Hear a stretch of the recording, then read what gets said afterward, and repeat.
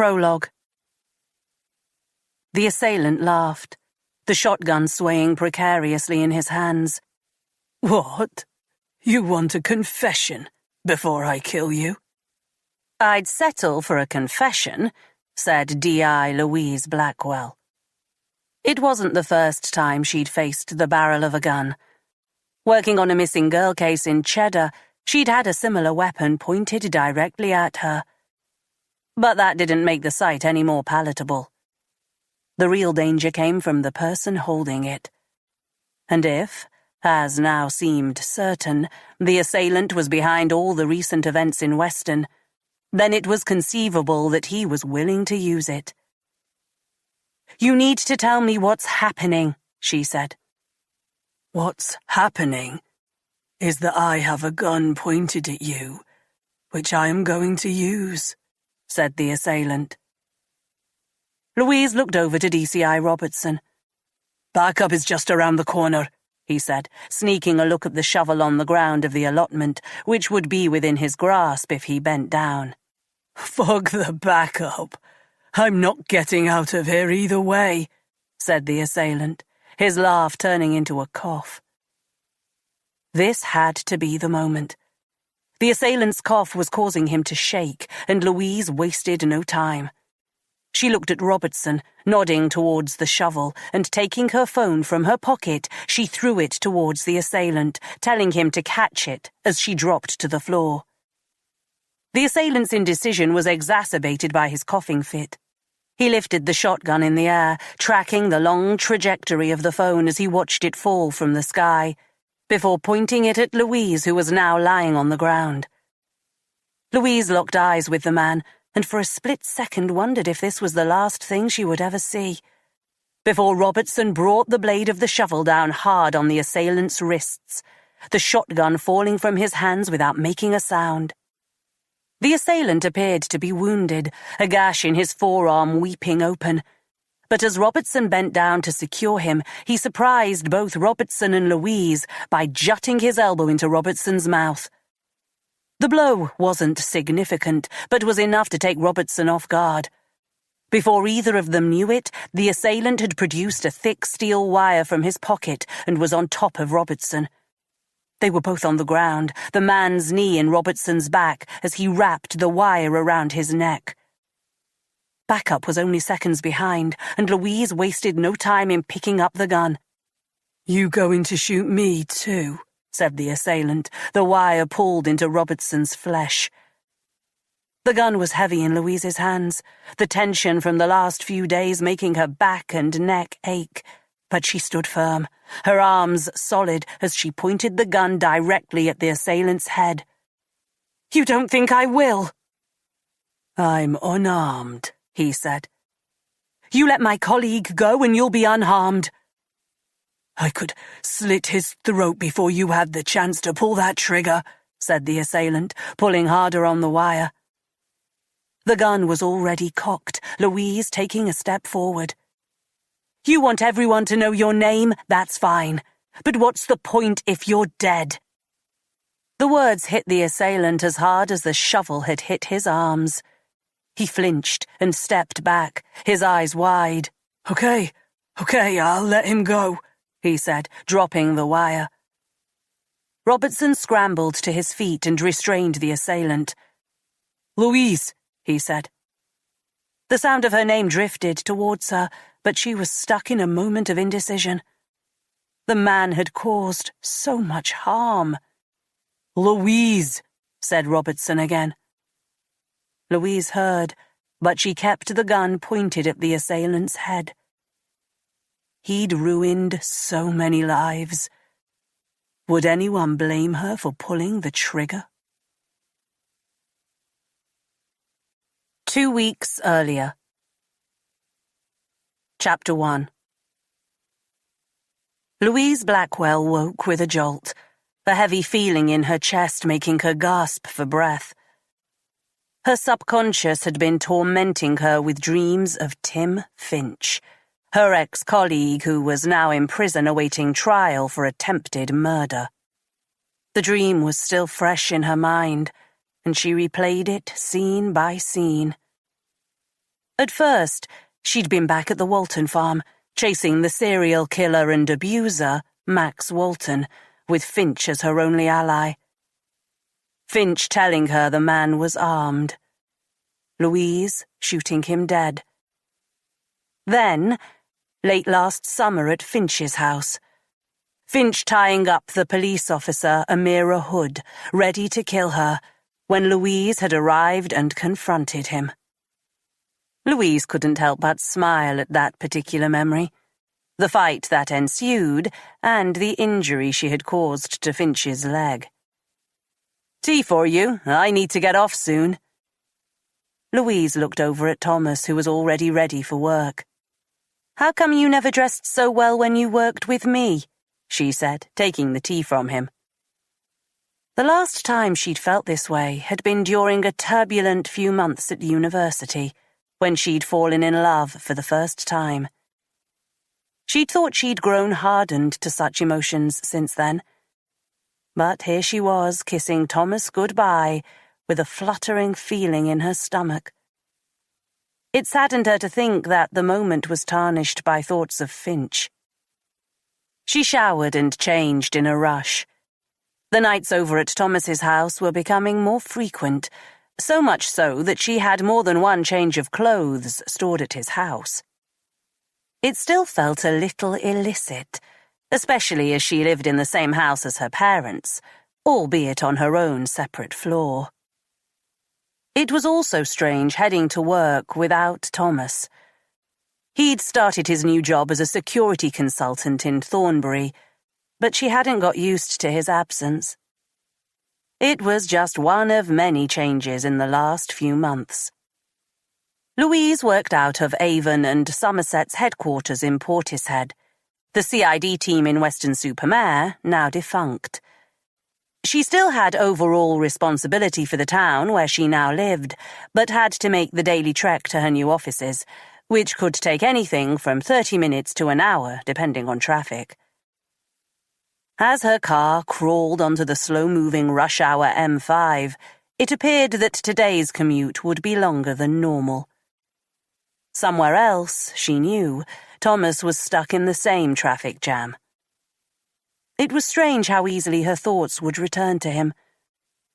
They'd worked together for 3 years prior to hooking up, and although she'd often thought about him during that period, it had been nothing like the last few months. At first, the situation had been a little awkward, as they'd still been on the same team, and they had decided to keep it secret. But now that Thomas had left the police, after growing disillusioned with all the internal politics, she'd grown to realize how much she missed his presence during the day. He'd often been the person she'd turned to at work for comfort and balance, and it was taking some time to adjust to him not being around, especially with the move to headquarters. However, now that their relationship was public, it seemed like it hadn't been much of a surprise to her colleagues. Her main friend at work, D.I. Tracy Pugh, had even claimed to have known about the ongoing fling since its inception. Tracy was the one person left at work she could confide in, and pointed out the plain fact that Thomas leaving was probably the best possible thing for their relationship. "You don't want to be seeing your boyfriend 24/7 now, do you?" she'd said. Louise had agreed, although she'd been perturbed by Tracy's use of boyfriend, a term that still felt a little incongruous, as if Louise was too old for such things. A call came in as the traffic began to thin out towards the junction for Clevedon. It was the news she'd been waiting to hear for some time, and the reason she'd been thinking about Finch so much over the last few days. A date finally being set for Tim Finch's court case. The call was from Kent Mooney, an officer from the Ghost Squad, the nickname given to the constabulary's internal investigation team. As Louise was due to be a witness, she had no role in the ongoing investigation into Finch, though she would have liked nothing more than to lead the prosecution against him. But while she should have been buoyed by the news, a sense of melancholy overcame her as she left the motorway at the Portway and took the A369 to Portishead. Finch had been a torment ever since the night at the Walton farm. The fallout from Finch's lie about Walton holding a firearm had led to Louise's effective demotion to Weston-super-Mare. Not content with her leaving the major investigation team, Finch had harassed her both at work and in her social life, with the aim of getting her to leave the force. But she'd never let him win. And when it became apparent that he'd been doing the same, and worse, to other officers and civilian staff for a number of years, she'd finally managed to get him to account for his crimes. She had no qualms about seeing him go down for what he'd done. If she had her way, he'd rot in jail, and she didn't think of him as a former colleague. He was a bad apple who had conned everyone around him. That he'd blagged his way to becoming a police officer and had corrupted some of those he'd worked with was a shame she shared with her remaining colleagues. She had no doubts about any of that. However, none of it alleviated the dread she felt that, now it was close to ending, Finch would find a way to evade justice. However unlikely that seemed, it wasn't beyond possibility. By the time she reached her office in the CID, the thought had soured her mood. In the past, she would probably have grabbed a coffee and spent a couple of minutes venting to Thomas, but those days were gone. She looked out from her corner office, through large glass panels onto the open area where her team worked, and reminded herself how far she'd come. She'd worked here before, alongside Finch, but following her move to Weston, she'd never imagined she'd be back here and leading her own section of major crimes. Despite arriving late, she still had 30 minutes left before the morning's briefing.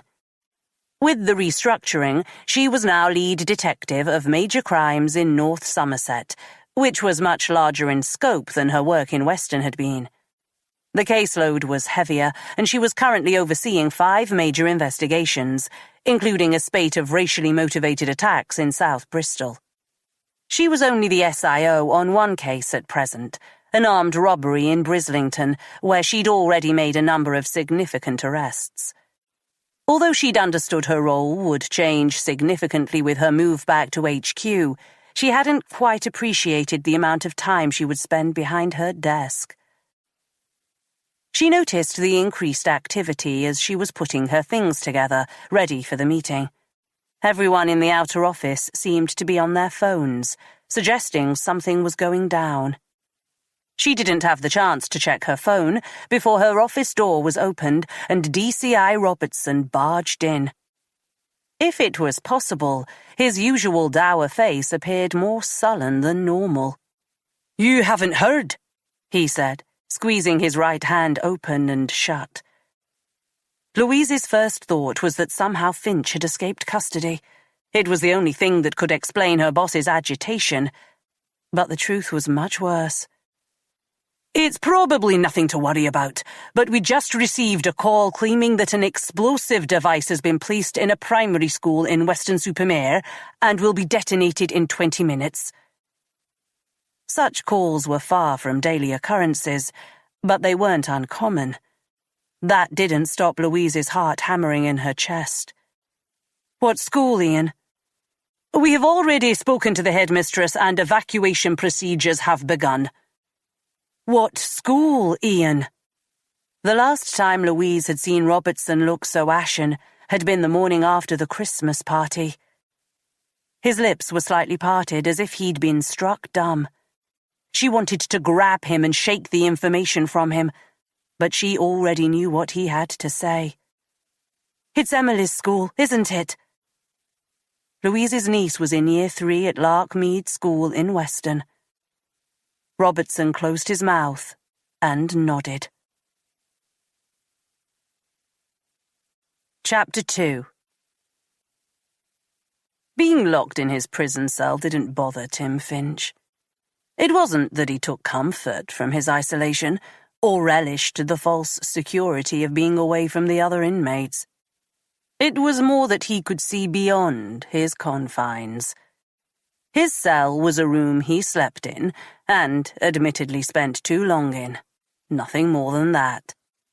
It was a room like any other, and as long as he kept seeing it in those terms, then his incarceration wouldn't bother him. He didn't stir as the bean slot opened and one of the screws looked in on him. For now, he had the upper hand. He was still on remand, his full trial delayed, and most important of all, he knew many of the screws from before. He had years of secrets buried away in his mind, and for now it made sense for most of them to keep him on side. "Visitor for you." "Thanks, boss." Boss. The word stung in Finch's throat. It was laughable that the guard, a pale 20-something called Derek Wilson, could be referred to as Finch's boss, but he had to play the game. As Wilson creaked open the metallic door, he made eye contact with Finch, and at that moment Finch was certain they were both thinking about the same thing. A Christmas party 2 years ago, where Finch had taken a group of police officers and prison guards to a little club he knew over in Keynsham, and introduced Wilson to a young woman. A young woman who, at the time, had been underage. Finch grabbed his walking stick, the annoying accessory a necessity after the attack that had shattered his leg. He sensed Wilson's uncertainty, but it didn't come as a surprise. It radiated off nearly everyone he knew. They all thought they had sussed him out, but the opposite was true. Like the rest of them, Wilson had his horrible little secrets, and Finch knew every one, and was more than prepared to use them to his advantage. The guard led him through the corridor of the beast wing, where Finch was being kept for his own safety. He'd probably put away half of the monsters behind those doors, and it was an insult to be associated with them. The paedophiles and rapists who acted from nothing but an uncontrolled instinct. They were so removed from him that they may as well have been a different species, but for now he was content to be among their number. If he was ever going to enter the prison populace proper, he needed to be ready. As an ex-copper, and worse, an ex-serious crimes DCI, it was never going to be straightforward. But he had the right connections. For now, it was important not to overplay his hand. It wasn't only the screws and his former officers he had the lowdown on. If he played things well, he could serve out his term with full protection and would be running things in the next few years. Finch's solicitor put his back up by not standing to greet him. With the money Finch was paying the man's firm, a top defence firm from London, a little courtesy was the least he could expect. "Rector," he said, sitting down. The solicitor lifted his eyebrow at the mention of his surname. "Mr. Finch? How are you?" he asked as Wilson shut the door behind him. "How the hell do you think I am? What's happening with my appeal?" As his court appearance had been delayed once more, Rector and his cronies had been trying to get Finch out on bail, or if that didn't succeed, moved to a lower category prison. "I'm afraid you're still considered too much of a flight risk to be released, and too much of a security risk to be moved." "That's bullshit for a start. Who's making these decisions?" "It's not quite as simple as that, Mr. Finch, as I'm sure you're aware." Finch wasn't aware of any such thing. If he'd been on the outside, he would have known where to go, what pressure to put on what person. "Then why the hell are you here? No doubt charging me for the privilege." "Two things. Neither wonderful, I'm afraid. First, there has been another allegation against you," said Rector, placing a folder in front of him.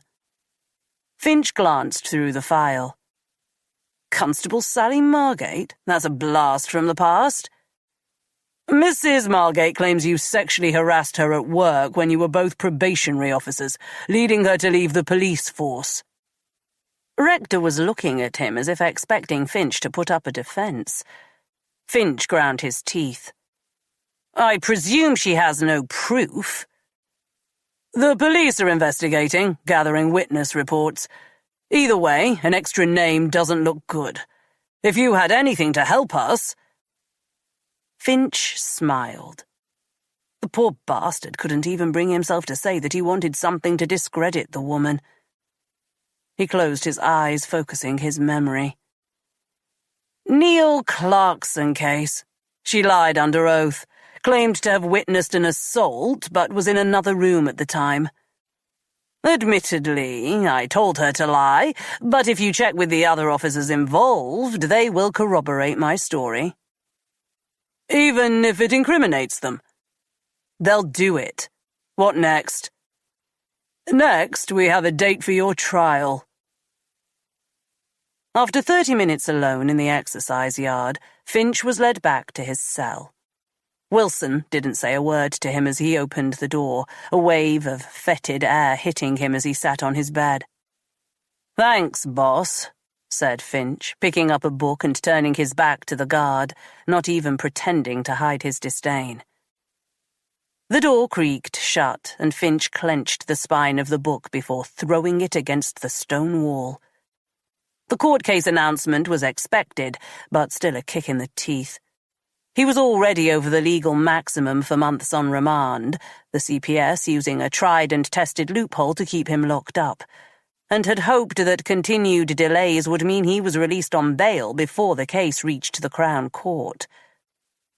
As for the latest accusation from another old colleague, what the hell difference did it make? They were crawling out of the woodwork like the worms they were, and one fresh accusation would make little difference. The sight of the paperback on the floor was too much for him, and he jumped from the bunk and placed it neatly on the shelf. From the sink, he took a bottle of aftershave and sprayed it over his neck and face.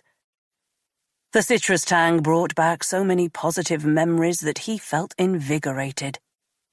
The court case could be a positive thing.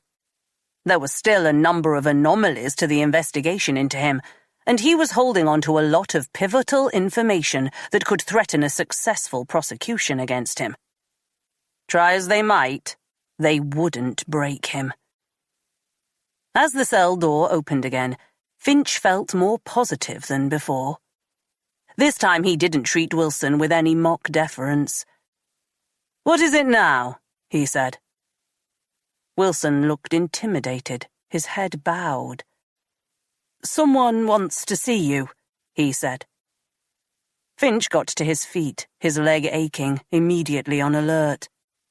"Who wants to see me?" he said, stopping short of grabbing the guard to shake the information out of him. Wilson failed to make eye contact. It was obvious now that Finch wasn't the only inmate who had something on him. "Terry Clemens." Finch nodded. "You have been a naughty boy, Wilson, haven't you? What has Clemens got over you, then?" "Nothing." Finch hadn't needed to do any research before his incarceration. He'd always kept abreast of what was going on in the local prisons and knew the key players.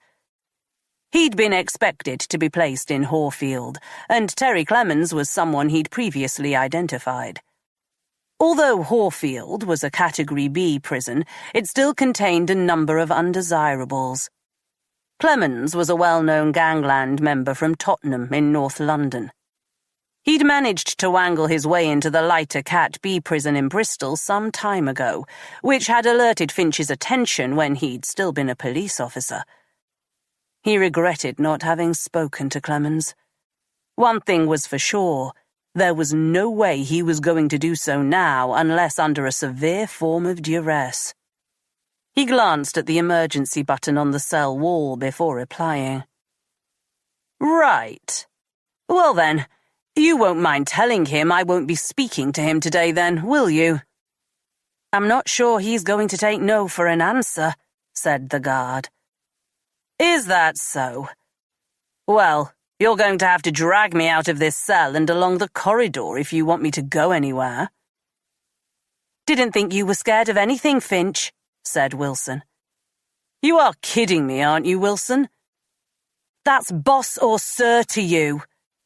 Boss or sir, nothing. I know what you did, Wilson, and I have the proof. I'm happy to play along with this charade for now, but I can get word out about you like that, said Finch, clicking his fingers. Maybe we could share a room together when they bring you in. Wilson's features seemed to slip a half-centimetre down his face as he reached for the baton on his utility belt. Finch smirked and sat back on his bed. He said it would be worth your while, said Wilson. I bet he did. Said he had some important information he'd like to share with you. Not this time, Wilson. Wilson squirmed, his indecision disgusting to behold. He says he can help you with Louise Blackwell. Chapter 3. Louise wasn't taking no for an answer. Robertson had done everything he could to stop her going to Weston, but she needed to be there to see for herself that Emily was safe. In the end, Robertson assigned the case to Tracy and reluctantly agreed to Louise tagging along. Within minutes, they were heading back towards Weston. Tracy was driving, every now and then pulling at a loose thread of her wild, curly hair as she steered through the traffic that was reacting to the blue lights and piercing siren. She knew better than to offer Louise any assurances. Louise knew as well as she did that it was probably little more than routine, but that didn't stop her urging Tracy to drive faster and drumming her fingers on the dashboard in an ever-increasing tempo. Although not as common as they had once been, bomb threats were still something the police had to deal with from time to time. But it was rare that any action needed to be taken. They were often prank calls or cries for attention. However, this time the threat appeared real. A device had been discovered in the school, and it was enough to have warranted action. None of that mattered at the moment. For now, Louise would only be content the second she saw that Emily was out of harm's way. As Tracy raced down the M5, Louise radioed the first responder, PC David McFarlane again. David, what's happening? The school has been evacuated, Ma'am. Everyone is in the park across the road, teachers included. Fire service are here waiting for instructions. Louise sensed her elevated heartbeat come to rest. She stopped short of asking the constable if he'd seen her niece. Is everyone accounted for? All the registers have been submitted, as well as staff and guest lists. We don't believe anyone is inside the building. No one is to go in before I get there, said Louise, glancing at Tracy, who was supposedly in charge, before hanging up. They arrived 20 minutes later, the surrounding area a sea of flashing lights and emergency vehicles. Avon and Somerset didn't have their own bomb disposal unit and always worked with the Army's specialized team. Their van was already here. Louise knew the officer in charge, Lance Corporal Adam King, and accompanied him to the perimeter of the building as Tracy spoke to the headmistress, all the time trying to catch a glance of Emily in the throng of excited children across the road. As you know, much of our work is on counter-terrorism. Can't remember the last time I've been called to a school, said King. What's that? Sorry, Adam, said Louise, distracted as she looked around for Emily. King was a hulk of a man, well over 6 feet tall with a bodybuilder's physique. It doesn't matter, he said, as together they went through the transcript of the call they'd received from the head teacher. Joanne Harrison had been informed of an unusual-looking device located in the PE lockup area. Fortunately, she'd had some training in the HOT, hidden, obviously suspicious, typical protocols used to determine the potential dangers of unattended objects, and had decided to accelerate things. I need to speak to her directly, said King. Louise summoned PC McFarlane and told him to find the headmistress and Tracy. Sweat dripped down her forehead. It was early June, and the southwest was on its 5th day of a relentless heatwave. The sky was cloudless, the heat Mediterranean-like. Although she knew Emily had to be safe, Louise kept glancing over at the throng of pupils and teachers, desperate for a sight of her niece. Louise recognized the short, squat woman following Tracy across the road. She'd met Joanne Harrison on a couple of occasions when Emily had first started at Larkmead. She was accompanied by a man who could have been her twin. Mrs. Harrison gave Louise a brief smile. "Emily is fine," she said, before introducing the man with her, the caretaker, Carl Innsgrove. "You discovered the object," said King, wiping his mouth with the back of his hand. "Mr. Innsgrove uncovered the object this morning and alerted me to it." "Can you tell me again what it looked like?" said King. Mr. Innsgrove was in his element. "I've seen undetonated bombs from the war before," he said, stepping forward. "There was one found over in Burnham, 20 years back? But I could tell this was different, more modern." Louise struggled to hide her frustration, exchanging a knowing look with King as she urged the caretaker to get to the point. "And what did it look like, sir?" said King. "I didn't think much of it at first. I thought it was some new gym equipment wrapped in grey plastic. Then I saw the wires." "Neither of you managed to take a photograph?" asked Louise. "I'm sorry.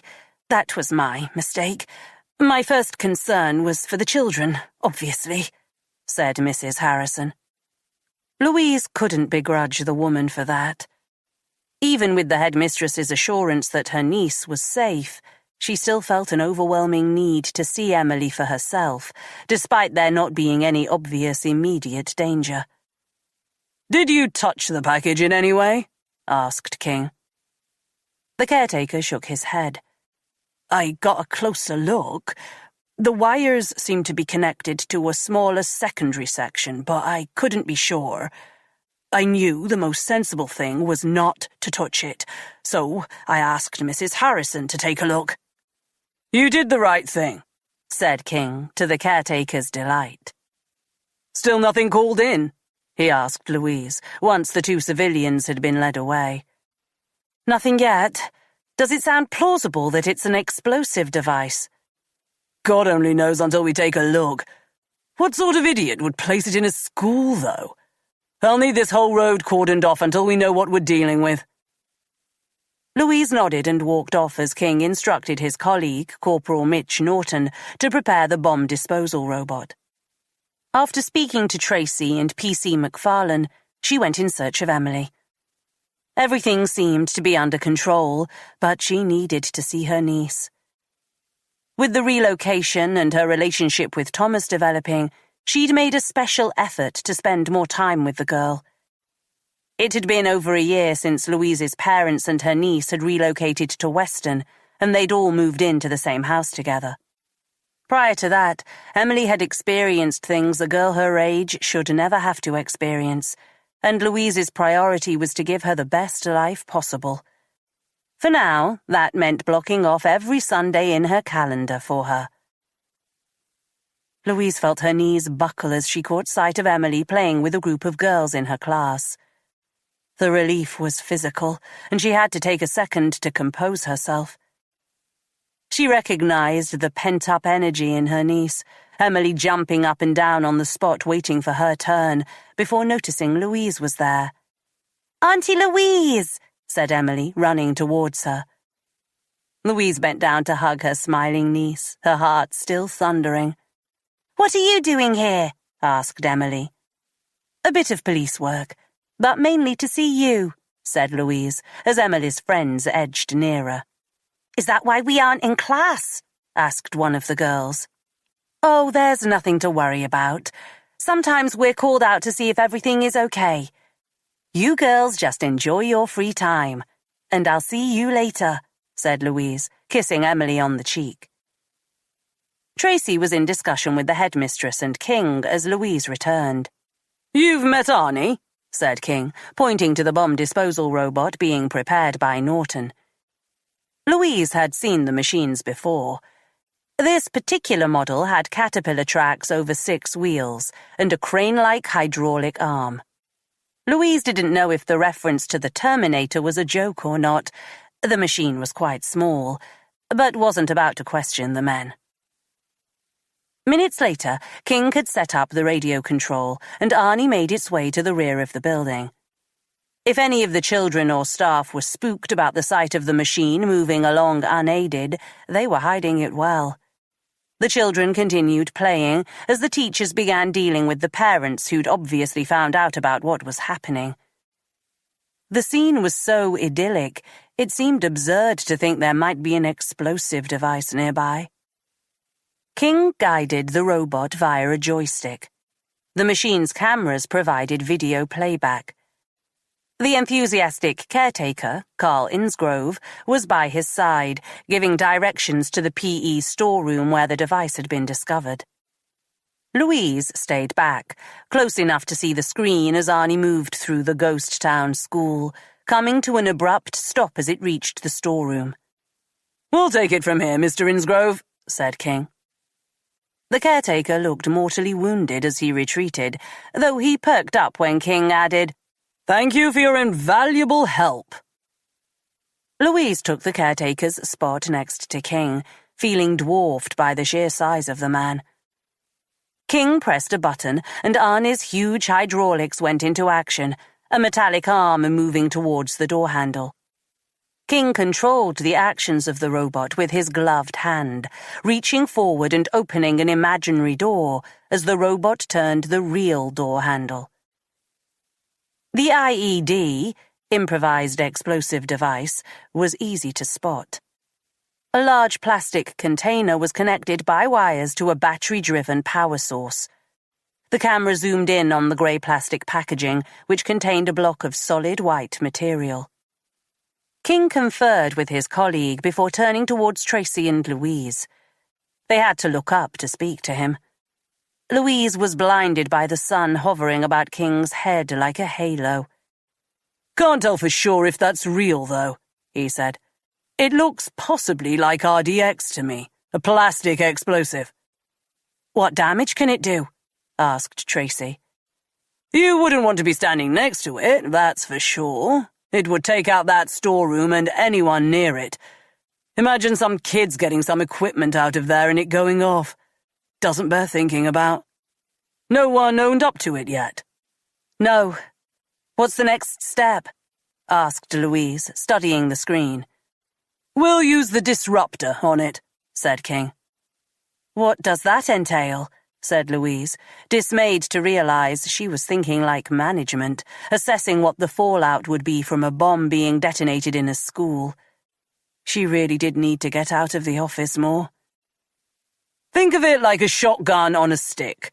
It's water-based and will take out the device's power source, neutralizing it immediately," said King, his tone matter-of-fact. "Let us know what you need us to be doing," said Tracy, glancing at Louise for her to follow. Such had been her concern for Emily, Louise had forgotten she wasn't in charge of the case. As she stepped away, she noted a glint of something white protruding from the underside of the package. "What's that?" she said, pointing to it on the screen. "Mitch, zoom in on the left side of the package. Appears there's something jammed under it." The camera scrolled towards the device. "Looks like a piece of paper, sir," came the reply. "You think you can extract it?" asked Louise. "Sure can," said King. The camera zoomed out as an extendable metal rod moved towards the package. "Metal rod thing," King said to Louise, not so much as breaking a smile as the end of the rod opened up and a set of pincers grabbed the paper. "Might be a good thing we waited to blow this thing up," he added as the rod retracted, carrying a piece of paper that clearly had writing on it. "Don't keep us in suspense," said Louise, enjoying herself a little more than she thought she should be. "Here we go," said King, turning the note towards the screen so they could read it. "Next time you won't be so lucky, D.I. Blackwell. Next time it will be live." Chapter 4. Louise called DCI Robertson before taking the obvious decision to close the school for the day. After neutralizing the device, Adam King had informed her that the material in the container was fake and not the plastic explosive they'd feared. Nevertheless, he'd insisted on a sweep of the school building, and it made little sense to try to keep the school running when the potential risk was so high. That didn't stop the complaints Mrs. Harrison had to field as the parents collected their children. Tracy stayed with the search team as Louise waited with Emily for Louise's parents to arrive. Louise was still coming to terms with the note having been addressed to her. Tracy had suggested that she didn't get involved any further with the investigation, at least for the time being, and Louise had reluctantly agreed, not wanting Emily out of her sight until her parents arrived. One of the dads from Emily's class, Graham Pritchard, was in a full-blown argument with the head teacher, and it was taking all of Louise's resolve not to get involved. "I can't believe you would put our children in such danger," he said to the harried-looking Mrs. Harrison. "We're only following protocols, Mr. Pritchard. Now, if you'll excuse me," said Mrs. Harrison. "This is not the last you'll hear of this," said the man, as if he was the only one concerned for his child's safety. Louise was about to point out the seriousness of the situation when her mother arrived. Even she was looking agitated. "Is this necessary?" she asked Louise under her breath. "What exactly have you heard?" said Louise. "A fake bomb of some sort." "Do you want to take the risk?" said Louise, stopping short of telling her mother about the warning that had come with the bomb. She would only worry. And then there was a risk that the information, inadvertently or not, would find its way to the WhatsApp groups. "It's not me, Louise. It's the other parents. They're complaining on WhatsApp that it was all a hoax. Probably one of the kids did it." It never ceased to amaze Louise how quickly information could slip out, and how absurdly it could be interpreted. "I don't think an 11-year-old would have the wherewithal to pull this off, Mum. And why? To get out of a day in primary school? Maybe. So, what are we going to do with you, little miss?" asked her mum, grabbing Emily by the hand. "Beach," said Emily, giggling. Louise's mum sighed. She loved being Emily's guardian. Both Louise's parents did. But Louise understood the toll it could take on them. They'd expected at this time of their lives to be enjoying their retirement, not raising their only grandchild. Louise did her best to help out, but work made it difficult. Louise kissed them both goodbye, holding Emily close until the girl gently pulled away. "I need you to be careful, Mum," she said. Her mother frowned. "I will be. Is there something you're not telling me?" "No, just be careful, okay?" Louise waited until they were out of sight before returning to the school. She would try to get back early tonight to help her parents out. It would be good to have an evening meal with them for once, though she had stopped short of telling her mother that, in case she was delayed. "Oh, did I miss my little Emily?" said Tracy, as Louise walked over to the PE storeroom where the device and note were being processed, ready for forensics. Tracy was like a second aunt to Emily and would occasionally take her out for the day. "Sorry, I'm taking her out on Sunday if you fancy joining us." "Sam is taking me away this weekend. It's supposed to be a surprise, but he keeps asking me if I still have the time free." Tracy pushed the hair away from her eyes. Sam was another officer who worked out of Nailsea. They'd been together for a couple of years now, which had initially surprised Louise. Sam was about 10 years younger than Tracy, and it was possibly the first proper relationship she remembered her friend having. There was also the fact that Tracy had once spent the night with Thomas, which was something Louise didn't like to dwell on. "Do you know where he's whisking you away to?" "I may have snuck a look at his emails," said Tracy with a grin that lit up her face. "Always the detective," So? Bognor Regis, said Tracy, taking a sharp intake of breath. I know, when you say it out loud it doesn't sound that romantic, but he's booked a lovely boutique hotel by the sea. He's trying his best, bless him. Tracy let out a sigh. So, what do you think about all of this? Now that Emily was safe, Louise felt more able to focus on the details of the case. Although she'd dismissed her mother's suggestion that one of the children had done it, she wanted to believe it had all been a hoax, and this would be the most they heard of it. All the staff and anyone who had been a guest at the school in the last week would have to be questioned, which meant it wasn't a small task. The note is a bit vague. No suggestion as to why they did this or what they want. But the implication is obvious. They intend to strike again. Why do you think they mentioned you? It was Louise's turn to let out a sigh. She didn't want to think it was personal, but it was hard not to with her name on the note and the dummy bomb being found at Emily's school. Finch's name sprang immediately to her mind. He might have been safely away on remand, but that didn't mean he was without influence on the outside. She decided to keep those thoughts to herself, for now. Could be that they thought I would be the investigating officer. Or that they knew Emily went to the school. I guess we have to consider both possibilities. My concern is that everything points to this being a dummy run. They were testing our responses. Whether or not this is personal to me, we need to speak to counter-terrorism, see what they have going on in this area. I've got the team calling the local schools just in case. Let's make that region-wide. Keep everyone vigilant. If it had been a hoax, perhaps a disgruntled school employee getting revenge for some perceived injustice, it was a dangerous and highly disruptive one. The fallout would be felt beyond Weston-super-Mare. Louise supposed that was the way with all types of terrorism. Now there would be lots of frightened schoolchildren and anxious parents in the seaside town and the local area.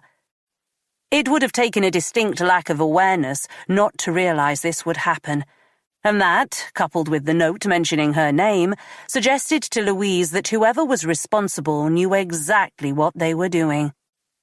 That she could be the cause and target of the offender was something she would need to speak to Robertson and the other senior officers about. Shit, I've got to get going, said Louise, glancing at her watch. The problem with this relocation business is that I'm going back and forth to the city all the time, she said to Tracy before setting off. How about your place in Clifton? Louise had kept a 2-bedroom flat in Bristol after being forced to move to Weston. She rented it out, but there was no possibility of moving back in. Her parents had moved to Weston to be closer to her, and she had obligations to help look after her niece, which she was more than happy to do. That's the past now. Keep me informed of how things go here, she said, walking off to where her car was parked. A familiar face stopped her as she was about to get in the car. As always seemed to be the case, Dominic Garrett sounded out of breath. D.I. Blackwell, a second of your time? Asked the ruddy-faced man, who, despite the heat, was wearing a snugly fitted 3-piece suit. Hello, Mr. Garrett. How are you? Said Louise, unlocking her car. Garrett was the editor of the local paper, The Mercury. To Louise, Garrett was a man out of time. He seemed to be stuck somewhere in the 80s, his days consisting of liquid lunches that went on for hours. Despite which, he was usually very good company. I was hoping we could talk about the shocking developments at the school. Unexploded bombs, I hear. Innocent children, bank holiday weekend not far off. I'm sure you'd love to comment. Garrett was being purposely obtuse. He would never publishing anything so alarming. It was his way of trying to get a soundbite from her. She decided to play along, wanting to find out how much Garrett already knew. You know as well as I do, Mr. Garrett, that you will need to speak to our press office. I can tell you, though, that no explosive device was found on the school property. A hoax? You know who to speak to. Still, a frightening development. You'll keep me informed? He was smiling, but the expression looked more like a grimace as he squinted his eyes against the glare of the sun. Sure. I understand a trial date has been set for DCI Finch, said Garrett as Louise sat down in the driver's seat. So that was why he was here. Louise took a long breath and started the engine. Ex-DCI. Innocent until proven guilty and all that? If you like, said Louise. Are you still confident of a successful prosecution? He was clearly trying to provoke a response, but the question still irked her. There was no reason not to be confident, but the fact was Garrett was right.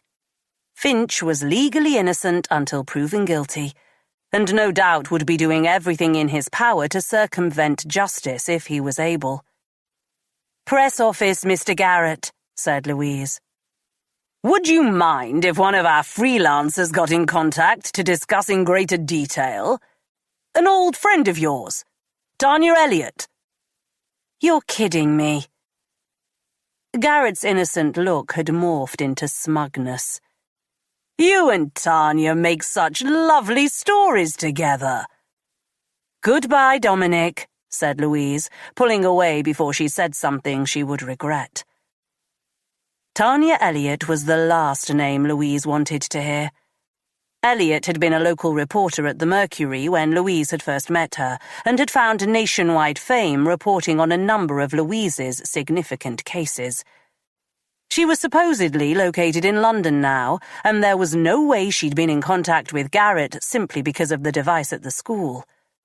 No, there was only one reason the journalist was back on the scene, and that had to do with the reason Louise was headed into Bristol. Tim Finch. The new senior prosecutor for the area's Crown Prosecution Service was a public schoolboy type, Anthony Meads.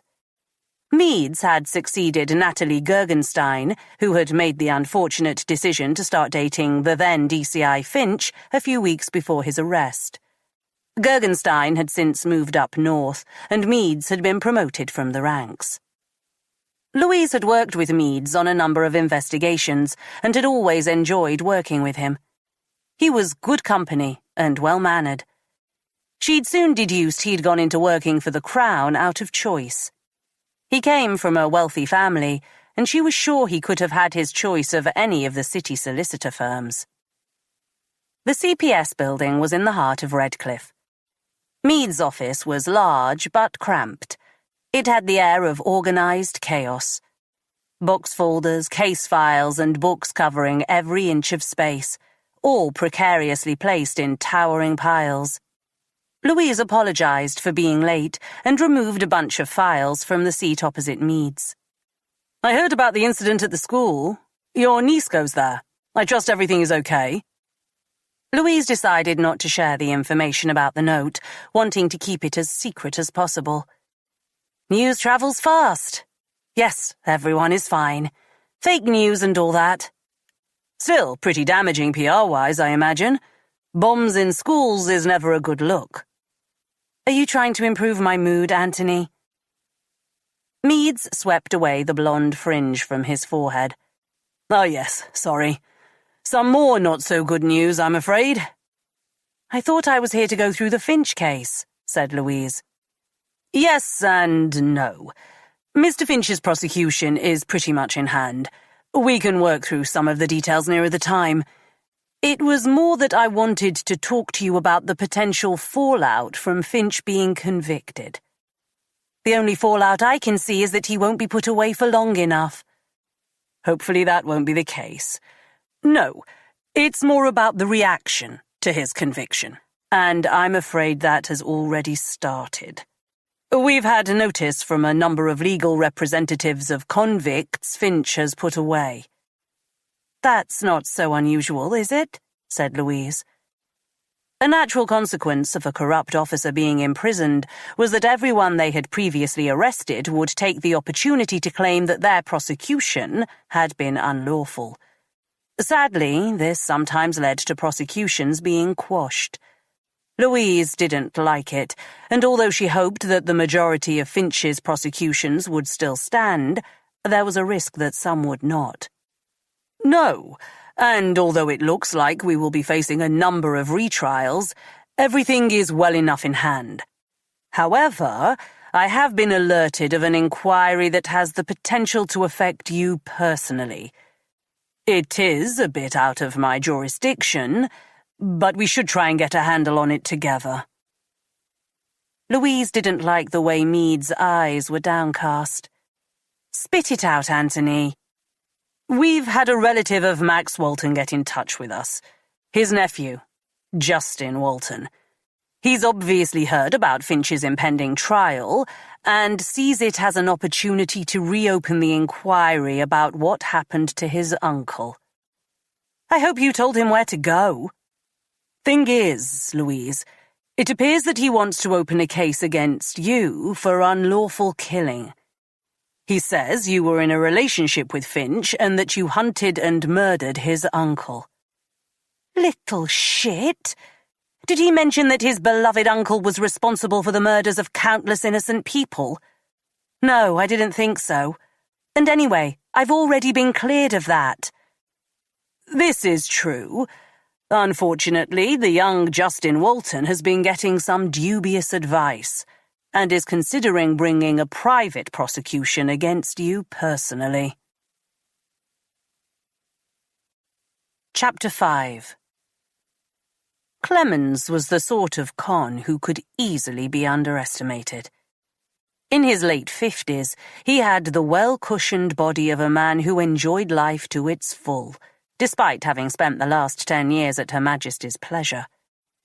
He was all smiles, and although his bonhomie was clearly a fabrication, Finch was still impressed by the man. Like Finch, Clemens was meticulous in everything he did. The cleanliness of his cell was testimony to that. His bed made with military precision, his belongings kept in perfect symmetrical lines on his shelves. Both of them were ruthless, only in it for themselves, and each would give the other up in a heartbeat. For now, they both had something the other wanted, so Finch was content to play along with the other man's game. The lure of information on Louise Blackwell had been too much for Finch to turn down. Blackwell was the reason he was inside. She was an itch he should have scrubbed out at the beginning. He'd thought he'd done as much that night in Bridgewater when he'd made her shoot the unarmed Max Walton, but she kept coming back like the proverbial bad penny. In retrospect, he'd been too lenient on Louise. She wasn't like the others, whom he'd manipulated and discarded as he'd wanted. She'd survived things that would have broken most people, and he'd been foolish not to have finished her off when he'd had the chance. He'd agreed to meet Clemens during a break period, when their interaction could be monitored by more than just the prison guards. "Good to see you, Tim. Enjoying the books?" The set of books Clemens had sent to Finch's cell was a nice touch, but Finch wasn't going to be bored so easily. Finch sat on the offered chair and nodded in thanks. "You let me know if you need anything else to help you settle in," said Clemens, glancing at his two henchmen, who then left the cell. Finch no longer felt any imminent threat of violence. It had become apparent that Clemens ran the prison with an intelligence that meant little went down inside unless it was necessary. There were still beatings, some savage, but Clemens tried his best to avoid internal confrontation. He'd already demonstrated to Finch an encyclopedic knowledge of his fellow inmates, which extended beyond the walls of the prison. He knew the prisoners' families, the circles they moved in, their value to him, and most importantly, their weaknesses. And it didn't stop with the prisoners. At least 4 of the guards were in his pocket, and he knew more about Wilson's predilections than Finch did. It was impressive, and again Finch regretted not making contact earlier with the man. They could have done some good business together. "What do you know about Greg Farrell?" said Clemens, once they'd finished with the preliminaries. "Farrell? I had my eye on him, but he's straight as they come." "You had him moved from Western CID. "That was more to piss off Blackwell, but I thought I saw something in him. He's good. Smarmy bastard, but a good detective." "And Thomas Ireland?" Ireland was worse than Farrell. Straight as the day was long. Finch had been surprised when he'd heard Ireland had left the force. The detective had the kind of attitude and brown-nosed intensity that led to promotions. "Let's get to it, shall we? Ireland is just another ex-copper. Farrell is a rule lover you want to avoid. I'm sure you know all this already." "Do you know Ireland is fucking Louise Blackwell?" Finch took in a deep breath and tried to hide his surprise. He felt a familiar rage rise within him and tried to keep it down. "Dirty dog? No, I didn't know, and frankly I don't care. What has this to do with me?"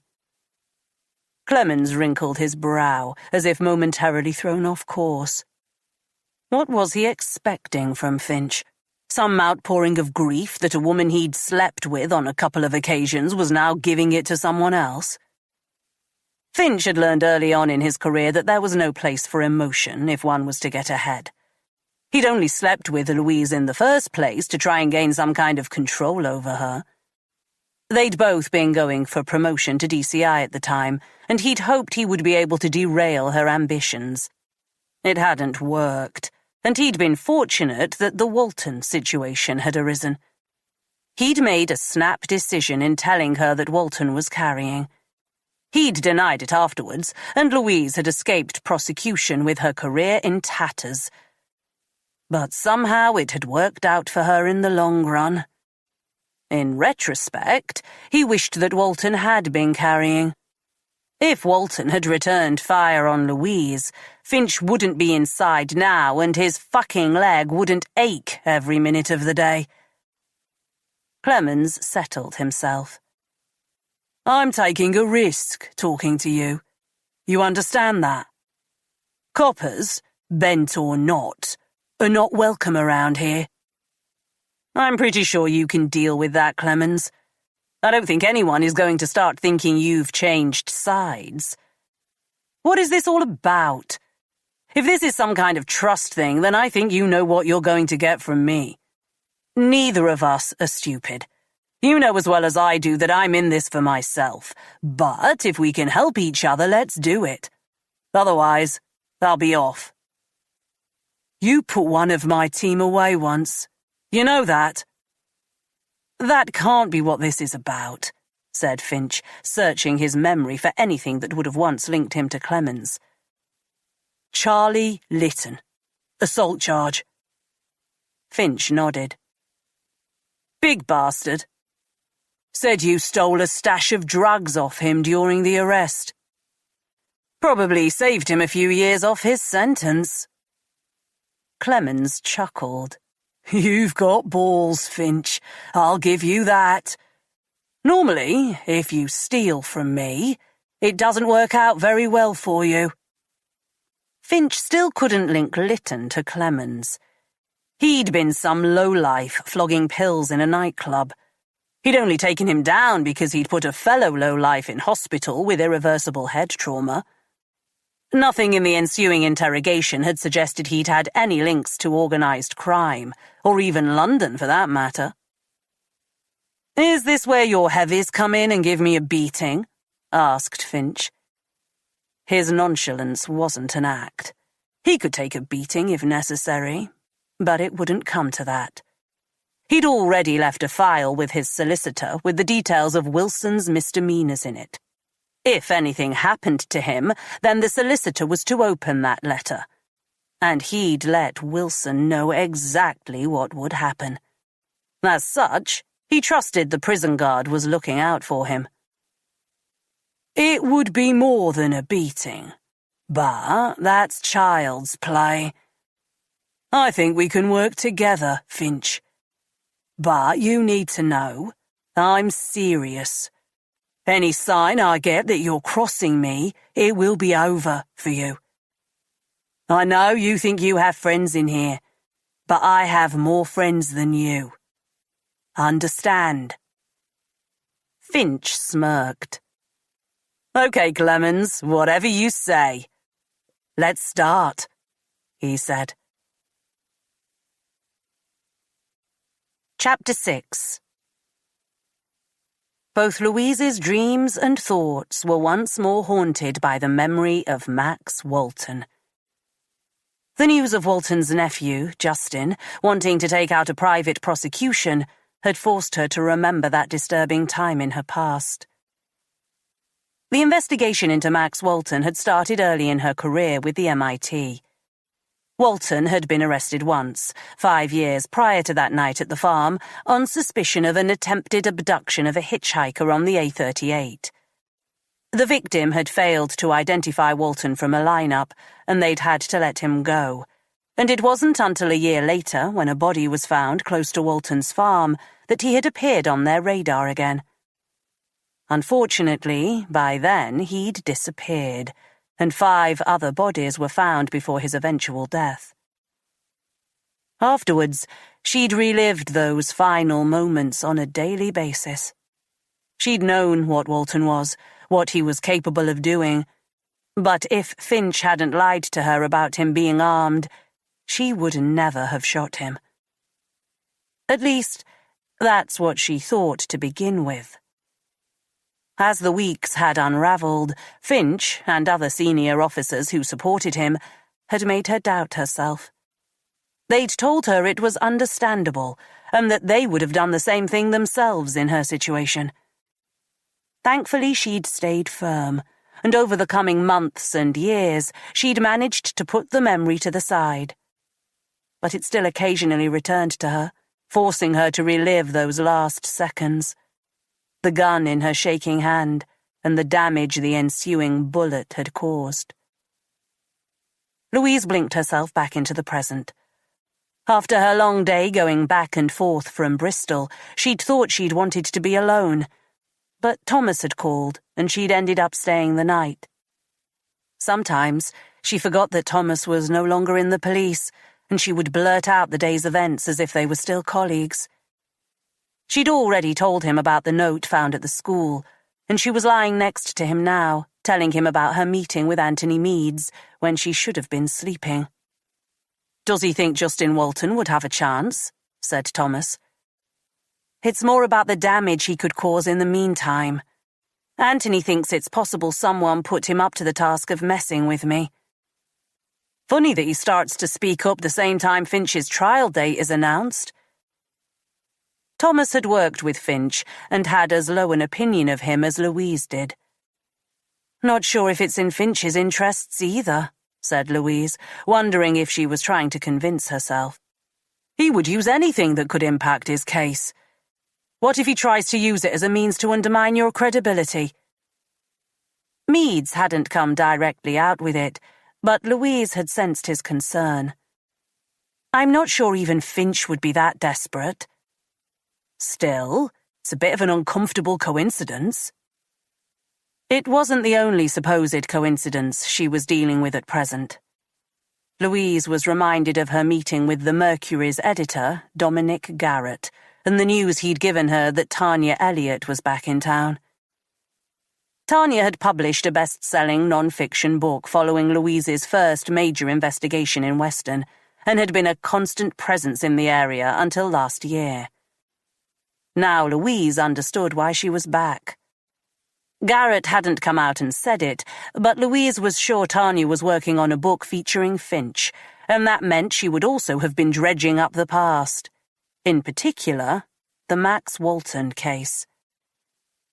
"Listen, Tom, there is something you should know," said Louise. Thomas smiled. "I can't quite get used to you calling me Tom," he said, even though she'd been calling him it for the last 6 months.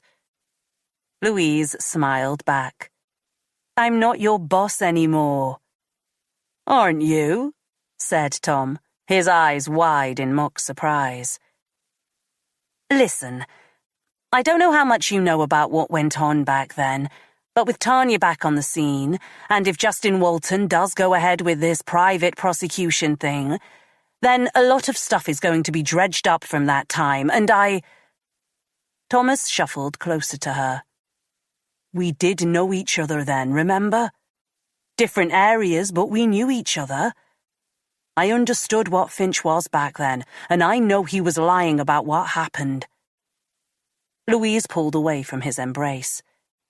"It's not that. It's... Christ, this is so hard to say. Thomas interrupted her, giving her the out she realized she was hoping for. "I know about you and him, Louise." Louise and Finch had slept together on an ad hoc basis during the time they worked together. It had never been serious, and in retrospect, she suspected it was something Finch had engineered as a means of having control over her. She had no doubt that if she'd been as subservient as some of Finch's other conquests, then he would never have sacrificed her in the way he did at the Walton farm. "You don't mind?" "Well, I'm shocked that your taste in men was so bad, but it's not any of my business. That's in the past. We've all done things we regret. I mean, Finch, come on," said Thomas, placing his hand over his mouth. Louise moved back towards him. "What was I thinking?" she said, shuddering as she remembered the smell of Finch's overpowering aftershave. "I was thinking, I have Noah this weekend. Maybe we could go out for the day, bring Emily along?" "Sure, that would be nice," said Louise, tensing as Thomas moved in closer. "Right, shall we try and get to sleep?" she added. Thomas looked surprised before moving back to his side of the bed. Louise wasn't sure why she was so thrown by the suggestion of Noah and Emily meeting. She'd been seeing Thomas for 6 months now, and it was a natural next step. She told herself that she'd simply been caught off guard by the suggestion, but wondered if she was kidding herself. Why something so innocent felt like such a massive step was unclear to her. All she knew was that she didn't feel ready, and that only sufficed to make her more confused. "Night, Mr. Security Man," she said, flicking off the bedside light. "Night," said Thomas, sounding unsure, as if he was trying to work out what he'd done wrong. Louise was up in time to make the short drive to her house near Sand Bay. Emily was sitting at the dining table when she arrived, her mouth full of cereal as she called over, "Auntie Louise!" The family's young Labrador, Molly, danced around Louise as if she hadn't seen her in months. Louise's father playfully glanced at his watch and said, "Weren't you wearing that yesterday?" "You don't know what I was wearing yesterday, thank you very much." "I do," said her mother. "Fine, you've caught me out. I was about to pop upstairs to change. Just wanted to let you know that I can take Emily into school this morning." "You try to raise them properly," said her father, winking at her. "You too." Louise shook her head. She showered and changed and was back downstairs in 15 minutes, Thomas's suggestion about taking Noah and Emily out together still bothering her. "Any more information on what happened yesterday?" said her mother under her breath as they walked outside to Louise's car. Following her meeting with Meads, it had been difficult to focus on the developments in Weston. Everyone was alert to the potential threat, and Louise had suffered a round of questioning by the hierarchy at headquarters before being allowed to work on the case. "What's the latest on the WhatsApp groups?" said Louise, as Emily climbed into the car. "I'm not prying. I'd just like to be kept abreast of any potential bomb threats at my granddaughter's school." You know I can't give you any details, Mum. It was a hoax. As soon as I know more and I'm cleared to do so, I'll share details with you, said Louise, getting into the driver's seat. She could imagine what her mum would think if she knew a note had been found at the school with Louise's name on it. And how is Thomas? Said her mother, a knowing look on her face. Louise lowered her eyes, the awkwardness of last night's conversation still fresh in her mind. Have a good day, Mum. Louise drove Emily along the seafront before turning inland to her school. It was high tide, the water brushing against the stone wall of the promenade. Louise had once taken the sight of the murky sea for granted, but now couldn't get enough of it. It was part of the town's identity, at times like this, when it filled the shoreline, and when it retreated and left a stretch of mud in its absence. She felt connected to the town in its vicinity, and would have happily spent hours watching it if she ever had the time. She rarely had the chance to drop Emily off at school, but the muted atmosphere in the playground was unmistakable. Parents were naturally concerned about yesterday's events, and the children could sense the hesitation in the air. Even Emily stuck close to her as they waited for the bell. I think a few parents are steering clear for a few days, said the dad she'd seen at the school yesterday who'd been berating Mrs. Harrison.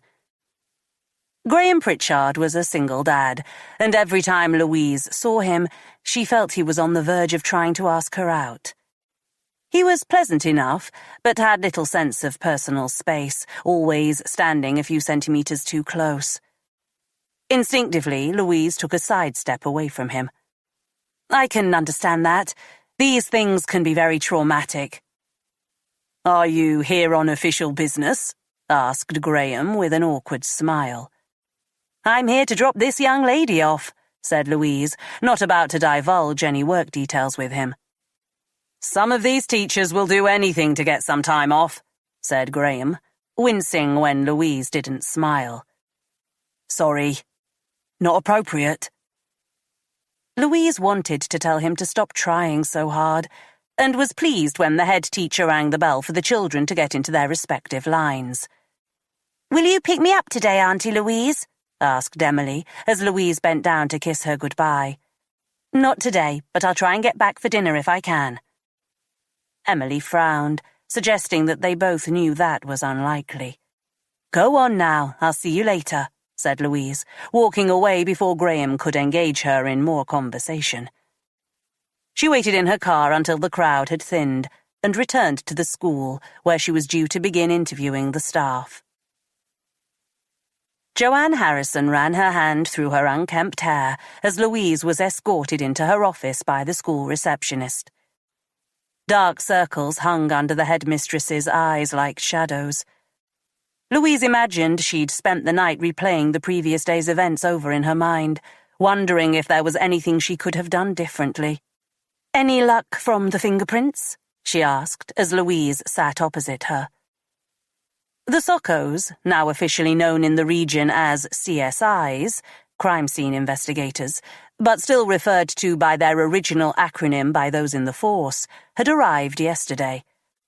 They had stripped down the storeroom where the fake explosive unit had been discovered, testing for prints and other substances. At the same time, Louise's colleagues had taken prints from all staff and guests at the school during the day. It would be some time before everything was fully processed and any potential discrepancies investigated. Mrs. Harrison sighed as Louise explained, a day's worth of frustration coming out in the sound. I see. I know I asked you yesterday, but I was wondering if you'd any more thought on who might be responsible for yesterday. Someone with a grudge against the school, perhaps? An ex-teacher, a disgruntled parent? Anything that comes to mind? I have been thinking about little else, Inspector. Please, call me Louise. Louise, disgruntled parents are part and parcel of being a head teacher, I'm afraid.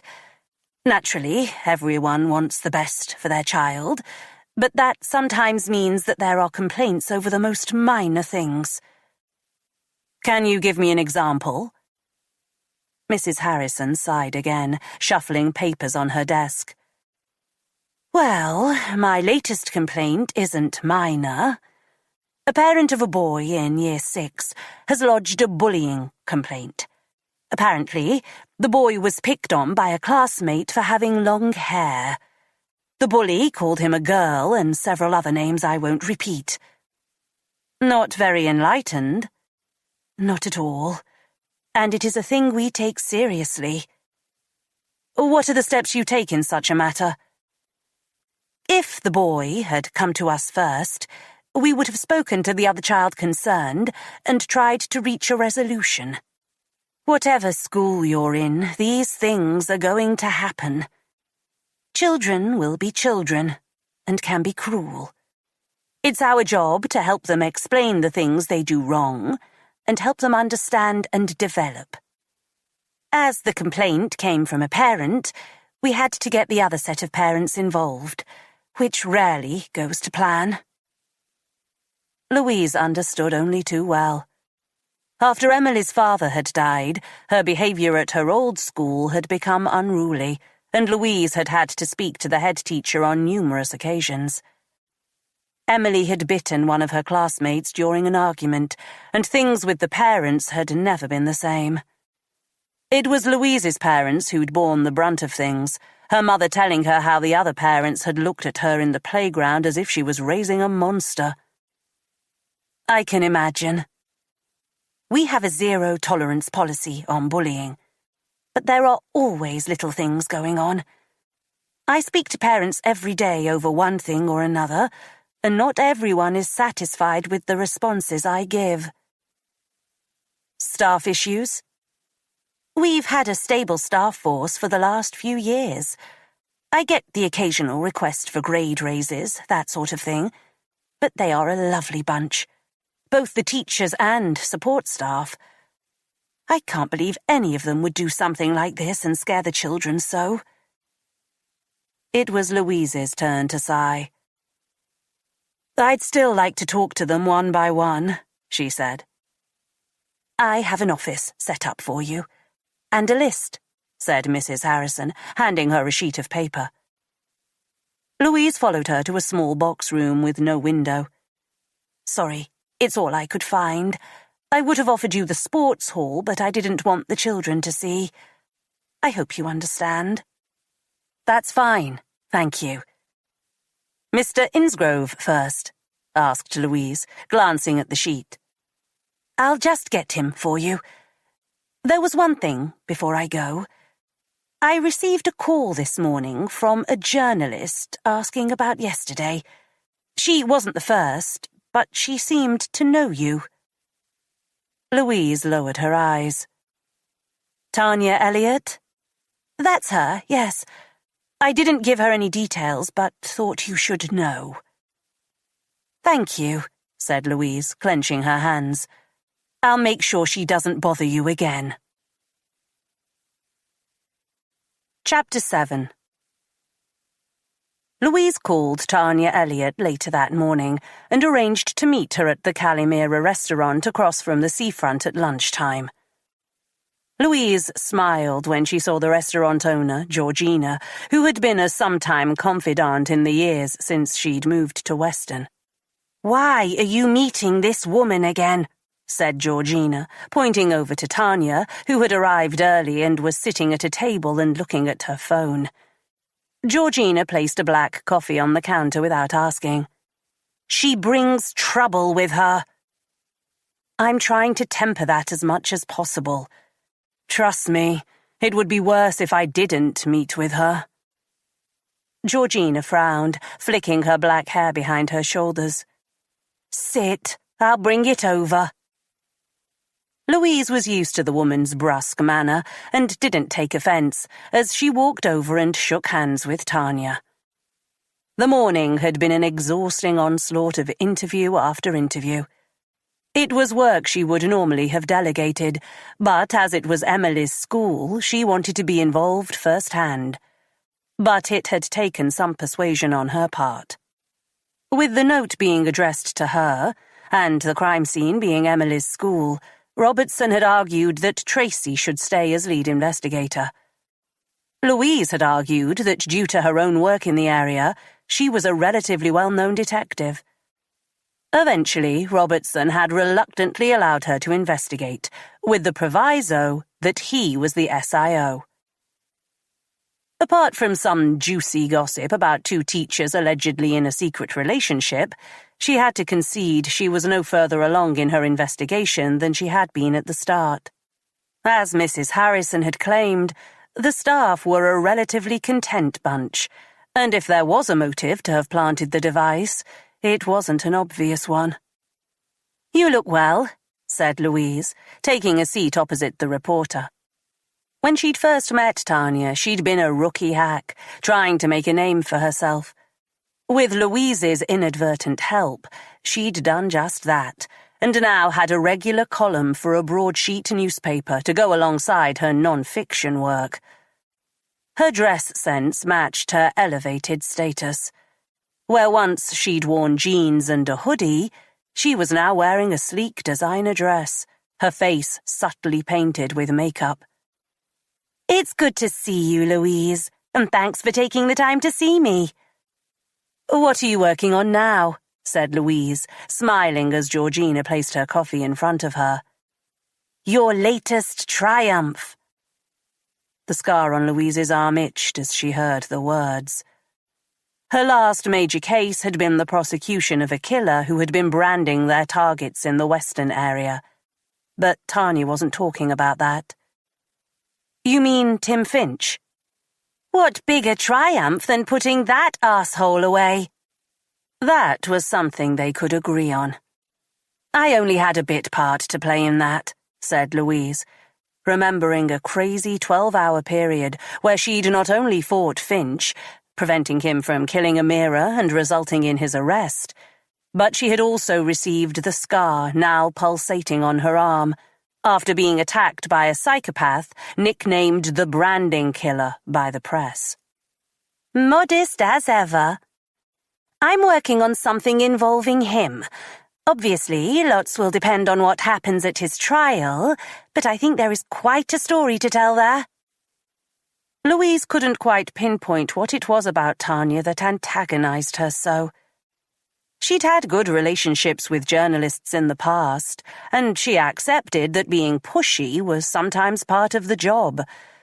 With Tanya, that pushiness transformed into something else.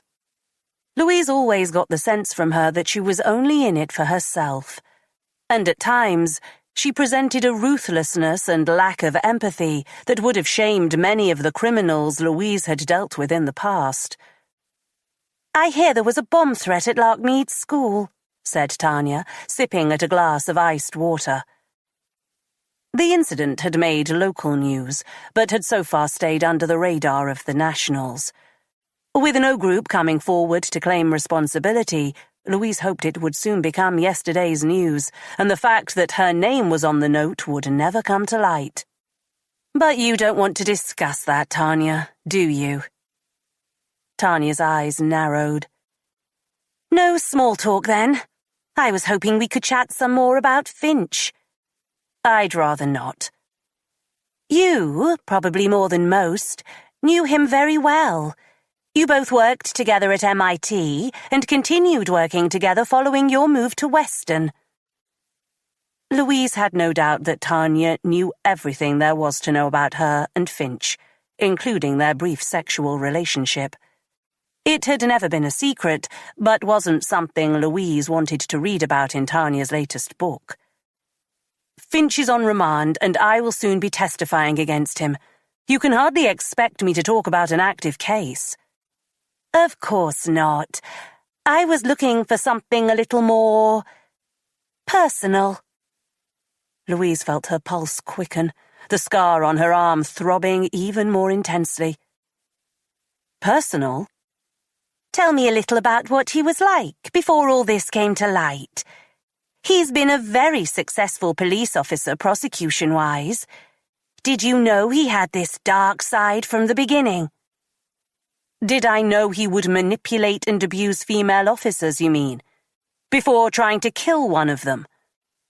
When did you first become suspicious that he was corrupt? It was a pertinent question, and one Louise didn't want to face. The truth was, she had been duped as much as the others. Up until that evening at the Walton farm, she'd more or less trusted Finch. She knew he was a bit of a player. It was why their relationship had never become more serious. But he could be charming and funny, and as Tanya suggested, had also been a very good policeman, at least in terms of successful prosecutions. As she'd walked through the derelict farm building, the air fetid with the smell of pig shit, she'd trusted Finch with her life. "My complaints about Finch are on record," she said. I understand there was a conflict of opinion about what went down that evening at the Walton farm. You claim that Finch told you that Max Walton was armed, and he denies it. It's no secret, Tanya. And you're sticking by that? It's what happened. Why are you dredging this up again? What is it you actually want? You were effectively demoted to Weston because of Finch. Didn't that make you angry? Of course it made me fucking angry, said Louise through gritted teeth. She turned away, furious with herself for losing her temper. Her complaints at the time had fallen on deaf ears. Finch had stolen her promotion and wanted her gone. He'd hassled her even after she'd left HQ, sending her anonymous texts that had come close to threatening her sanity. I hate to ask you this, but do you think you could have done more to stop him? Louise met Tanya's eyes. She had to hand it to her. Tanya knew how to push her buttons. Louise rarely lost her temper, and now she was on the verge of reaching across the table to grab the journalist. I'm not talking about this anymore. Tanya nodded, as if she was doing Louise a favor by not continuing. Something you should be aware of, Louise. I was recently contacted by Justin Walton, Max Walton's nephew. Louise cursed inwardly. Why do I need to be aware of that? He is claiming that, with Finch facing a prison sentence, the case of his uncle's unlawful death should be reopened. Louise snorted. His uncle, the depraved mass murderer. Are you saying all suspected killers should be shot dead without investigation or context? Don't put words into my mouth, Tanya. There was a legitimate threat that night, and you know it. You shot an unarmed man. Louise had only been armed because of a now-defunct national pilot scheme allowing senior detectives to carry firearms in potentially fatal situations. I've been cleared of all wrongdoing, and am not prepared to talk about it anymore. I believe Justin Walton is considering a private prosecution against you and Finch. What do you want, Tanya? I want you to help yourself, Louise. Louise snorted again. Save that for those more easily manipulated. I need to tell this story, and so far I only have Mr. Walton's side of things. I'm sure your readers will welcome his input. And I'll be getting Finch's perspective on things too. Louise sucked in a breath. In her peripheral vision, she caught Georgina staring over as if poised for attack. He's agreed to talk with me, said Tanya. Well, enjoy that, said Louise. Tanya handed Louise her card. You can call me any time, she said, as both their phones went off in unison. Louise walked away, out of earshot. Tracy? Hi, Lou. Are you in Weston? Yes, why? Probably best you get over to Q-Stoke. A fire has broken out in one of the static caravans over there, and it looks like there might be a link to the incident at the school. Chapter 8. Clemen's plan was mulled over in Finch's mind as he tidied his cell. The new television had arrived within an hour of his meeting, Wilson guiding one of Clemens' lackeys, who proceeded to set the television up for him with an idiotic grin etched onto his face. Finch didn't care much for TV, but wasn't about to divulge that to Clemens. It was a gesture, and for now he was appreciative. What was important now was how he could best exploit the situation for his own ends. The proposal had potential, but Finch understood Clemens wasn't talking to him out of the goodness of his own heart. From the sounds of it, he needed Finch, and if he did deliver what he promised, then it indeed had the possibility of harming Louise Blackwell via her new squeeze, Thomas Island. And with Blackwell sidelined, his court case could be thrown into disarray. At the very least, they would be forced to let him out of this remand hellhole, and that might be all he needed.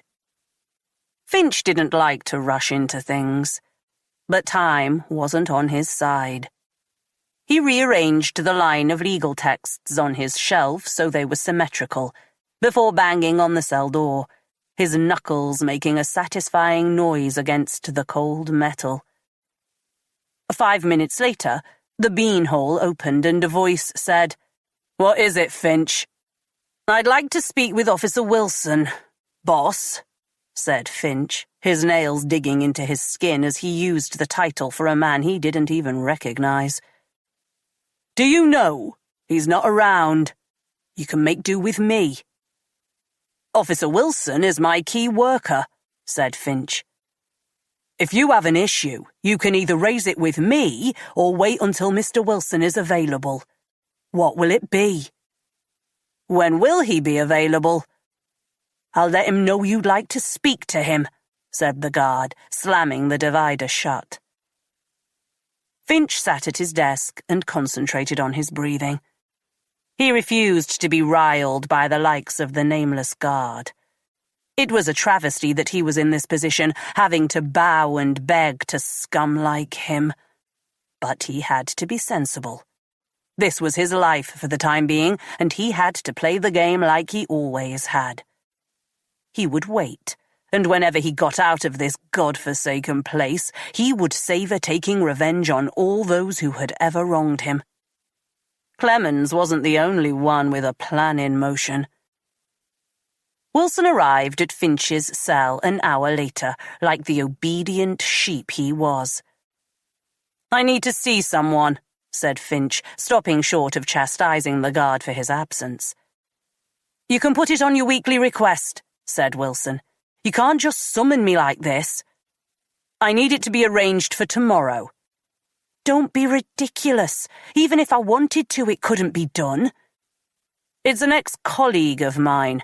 I need you to phone him and tell him to make a request to see me. He'll know what to do to make it sound above board." "Is this to do with your meeting with Clemens?" Finch stared Wilson down. "Don't worry about letting Clemens down.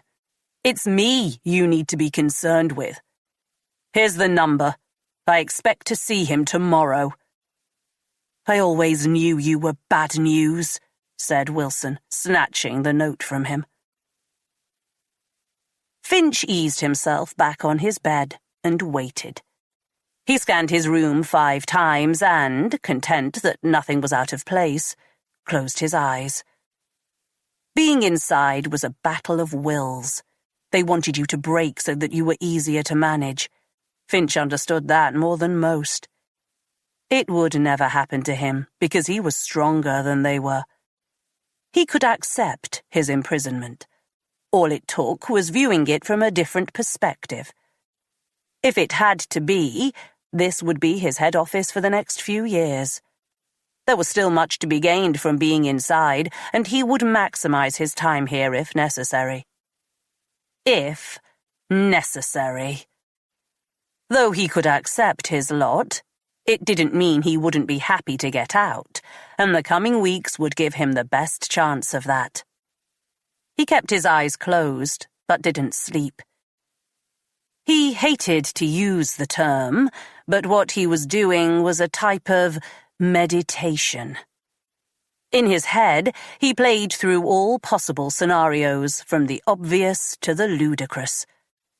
He tried to imagine how all the other parties would react to different types of pressure. Where were the weaknesses? Where were the potential openings for exploitation? It was an approach he'd taken with his career from the start. He usually won, because he was the only person aware he was in a competition. That wasn't the case this time, and his recent experiences with Louise and the others meant he had to be more thorough in his plans.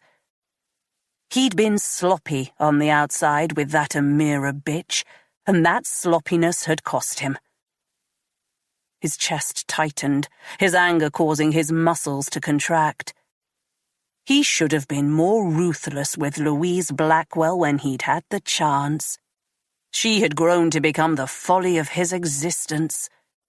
He wondered if he'd kept her around because of the challenge she brought with her. He'd beaten her once, had made her shoot an unarmed man, but the victory had been essentially worthless. He'd enjoyed her mini breakdown as she'd fought her case before being demoted to Western, but hadn't expected her comeback. And now she'd turned the tables on him, working with Amira and those other bitches to put him away. 1-1. The game was still afoot, and he promised himself this time he would be even more ruthless in his desire to win. The rattle of the cell door tore him from his reverie. He'd forgotten where he was, and he allowed a couple of seconds of silence to sink in before leaving the bed. "Dinner, Finch." He took the offered tray with its childlike sections of barely edible food and spotted a note taped underneath. "Check the back of the TV." Finch ripped the note into shreds before starting his meal. If there was something waiting for him inside the television, then he wasn't going to be rushed into looking. He waited until his tray had been collected before acting. He'd tried the TV earlier that day, watching the local news, and wasn't expecting much. It took a bit of work, but he managed to find a loose screw that held together a hidden panel. Removing the panel, Finch retrieved an old-style mobile phone with a charging wire connected directly to the TV. Finch replaced the panel and switched on the handset. The volume was switched off, and a message had been saved on the screen. Another perk. Finch smirked, recalling how he used to send Louise anonymous text messages when she'd first moved to Western. He'd never known for sure the mental impact it had, but on occasions he'd even driven to the bungalow she'd lived in and waited for her to switch off her lights so he could catch her just as she was falling asleep. One thing was for sure. He wasn't going to be manipulated in such a way. One number was stored on the phone, but he wasn't going to be rushed into using it. If Clemens wanted thanks for the gift, then he would have to wait. He waited until the following morning after breakfast to retrieve the phone from the panel. Although the phone could come in handy, it was also a huge risk for him. Having a phone in his possession would mean him losing what privileges he had, and would also be detrimental to his case. Clemens would know this. But still Finch called the number on the phone, and was surprised when a female voice answered. Chapter 9. 10 minutes into her journey, a flume of black smoke guided Louise to her destination. A static caravan park in Qstoke, less than a mile from her house. Tracy was already at the scene, having been in the area on an unrelated investigation. "Fortunately, the fire was contained to the one static caravan," she said, wiping sweat from her forehead. The fire was out now. The Sockos were working with the fire brigade to ensure it was safe before entering. "Someone call it in?" asked Louise, as she watched the remnants of the smoke snake into the clear sky. "Here," said Tracy, handing over her phone. The voice sounded like it belonged to a middle-aged man. It would be analysed, but Louise didn't think any voice modification software was being used. "I told you, D.I. Blackwell. Next time it would be real," the voice said, before giving the caravan's address. Louise felt a shiver at the mention of her name. "When was this called in?" "We received this notification 8 minutes before the emergency call came in from one of the caravan owners. The woman in question, Merrill Letts, claims she heard a noise and looked out to see the fire. Said it was maybe 2 to 3 minutes from hearing the noise until the time she called it in." Louise knew the assistant chief fire officer, a rotund man called John McKee, who greeted her with his warm Welsh accent. "Lucky we kept it to the one caravan. Could have spread like the proverbial if we hadn't got here sooner. I understand you had a hoax call yesterday at Larkmead School." Louise was about to answer when Tracy tapped her on her shoulder. She turned to see Tanya Elliott pulling up in her sleek black coupe. "Tell her to piss off, will you, Tracy? I'll arrest her if I have to speak to her." It hadn't evaded Louise's attention that Tanya's phone had gone off at the same time as hers. She didn't wish to overreact, but she wondered if Tanya had a source in the police or other emergency service who had tipped her off. "What did you hear?" Louise asked McKee as Tracy marched off to intercept Tanya. "I was at some stupid regional meeting, but I heard about it. A pretend explosive device." "And a note." "No note this time, but he called it in." "Apparently so." "Look, we went inside when we arrived to check no one was in danger. I'm happy to go back now and look for the source. The guys say there was a big smell of gasoline, and you only need to look at the smoke and damage done to know some sort of accelerant was used. Wanted to check you're okay for us to go rummaging around now." Louise checked with Janice Sutton from the Socco team before agreeing. Tracy had returned, Tanya having been banished to her car. The journalist was still in eyeline, and Louise felt a disproportionate amount of anger that she was still on sight. "Says she's doing no harm sitting in her car," said Tracy by way of explanation. Louise could have pushed it, but was already distracted. Up close, the smell of gasoline was strong and sweet, and smoke clung to her clothes. Louise had been caught in a fire before, and had to fight her triggered feelings of being trapped and surrounded by engulfing flames as 3 of the fire team went back into the caravan. It wasn't long before they were outside again, one of the team chatting to McKee before he walked over and showed her a grainy image that had been taken inside. It appeared to be the charcoal remains of an IED.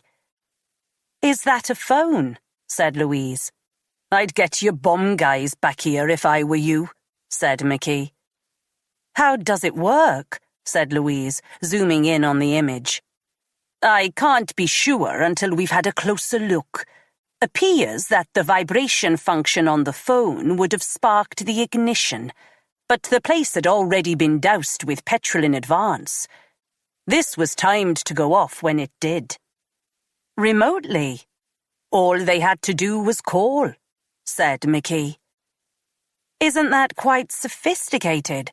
asked Louise, thinking about the potential damage such a system could do, and whether Emily was really safe having gone back to school. "Unfortunately, not anymore. Frightening, really. Of course, they would have to set up the thing in the first place, so someone must have planted the device and soaked the place with petrol." Louise thanked McKee, her teeth grinding. Through the glare of the sun, she could see Tanya sitting behind the driver's wheel of her car, chatting away on her mobile. The fallout from this could be enormous. Thankfully, no one was injured, but the thought of a rogue arsonist with such capabilities was more than unsettling. "I have spoken with the owners of the caravan, Mr. and Mrs. Bastian. Retired couple, currently in Malta," said Tracy. "What did they say?" said Louise. distracted by thoughts of what her next steps should be. "Naturally, they're a bit put out," said Tracy. "Sorry, stupid question," said Louise, shaking her head as if to drag herself back into the present. "When were they last here?" "Not for 6 months. They pay the park a fee to keep their caravan maintained in their absence, but they don't like to let it out. The wife was very emotional on the phone. I asked all the obvious questions, but she can't think of a reason why anyone would target them specifically." "Maybe it was because the arsonist knew they were away," said Louise, almost to herself. "We need to close this site down," she added, snapping back into work mode. "No one is to leave. Guess I better call it in." "I'll sort it, no problem," said Tracy. "The park owner's on her way as well." "Thanks, Tracy." "What shall we do with her?" asked Tracy, pointing to the figure of Tanya Elliott, who was still on her phone. "Let's cordon this whole area off and make sure Tanya can't see what's going on. I think we're going to be here a long time." The news wasn't greeted with much enthusiasm by DCI Robertson. Louise could sense him pacing the office as she told him about the potential threat and her need for extra staff. "You know I'm going to have to escalate this," he said, his voice a low growl. In the past, that would have meant Finch was going to be called in, and Louise had to stop for a second as it dawned on her that he was safely behind bars and could no longer interfere. "Do what you have to, boss." "As long as you realize we may lose the case. If this is seen as anything close to a terrorist threat, it will be taken over." It wasn't the first time she'd risked losing an investigation. She understood the risk. This isn't terrorists. This is targeted, Ian. "Maybe so, but I'm not the one you'll need to convince. The caller mentioned your name again. I'm going to be asked if you should be in charge of this investigation." "I know you'll do your best for me," said Louise, hanging up before he had the chance to argue. For now, she had control of the investigation, and that was all she could focus on. She had completed a counter-terrorism training course a few years back, and although she wasn't an expert, nothing about what was happening fell into the known patterns. That didn't rule it out, but Louise's first priority was to discover anything that linked the school and the caravan park. As it was still term time, the caravan park wasn't at full capacity, but a couple of hours in and there was already a queue of caravan owners and renters wanting to get back on site. Backup staff from Portishead were arriving piecemeal, and it was becoming a difficult situation to manage. When the park's owner, Mary Sutcliffe, a formidable-looking woman in her late 60s, arrived, she wasted no time in expressing her concerns at the way her tenants were being treated. "I appreciate your concern, but we have no other option at present," said Louise, following the woman to her office, a small prefab hut that overlooked the site. "Tea?" "I'm fine," said Louise. "I could do with something a little stronger. I guess you can't partake. Could never abide drinking on my own." Louise shook her head. "You live in Bristol?" "Westbury." "When were you last on the site?" "Yesterday." "I suppose I'm a suspect. Think this is an insurance job. Believe me, this will cost me much more than I'll ever make back." The woman was well-spoken, her neutral accent suggesting she wasn't from the southwest. "No one is suggesting that," said Louise. "I need some more details on your security setup. At some point, someone has entered the Bastion's caravan and planted the device, as well as soaking the place with accelerant. Realistically, with the smell of the gasoline, that must have happened in the last 24 hours. Was the lock busted? We're not sure. It appears that it wasn't forced open, but the lock could have been picked. Who would have access to the keys?" Mary looked behind her to a wall safe. "We have all the keys in there. It is the Bastion's property, so they would have keys and could make and give out as many copies as they wished." "Could we see?" said Louise, looking at the wall safe. Of course. Do you mind using these? She said, handing the woman a pair of latex gloves. If you could open it but not touch anything inside, please. Mary frowned, but did as she was asked. 2 sets of keys for the Bastion property, all present and correct. I will need to get this room checked for prints and DNA. Who has access to the safe?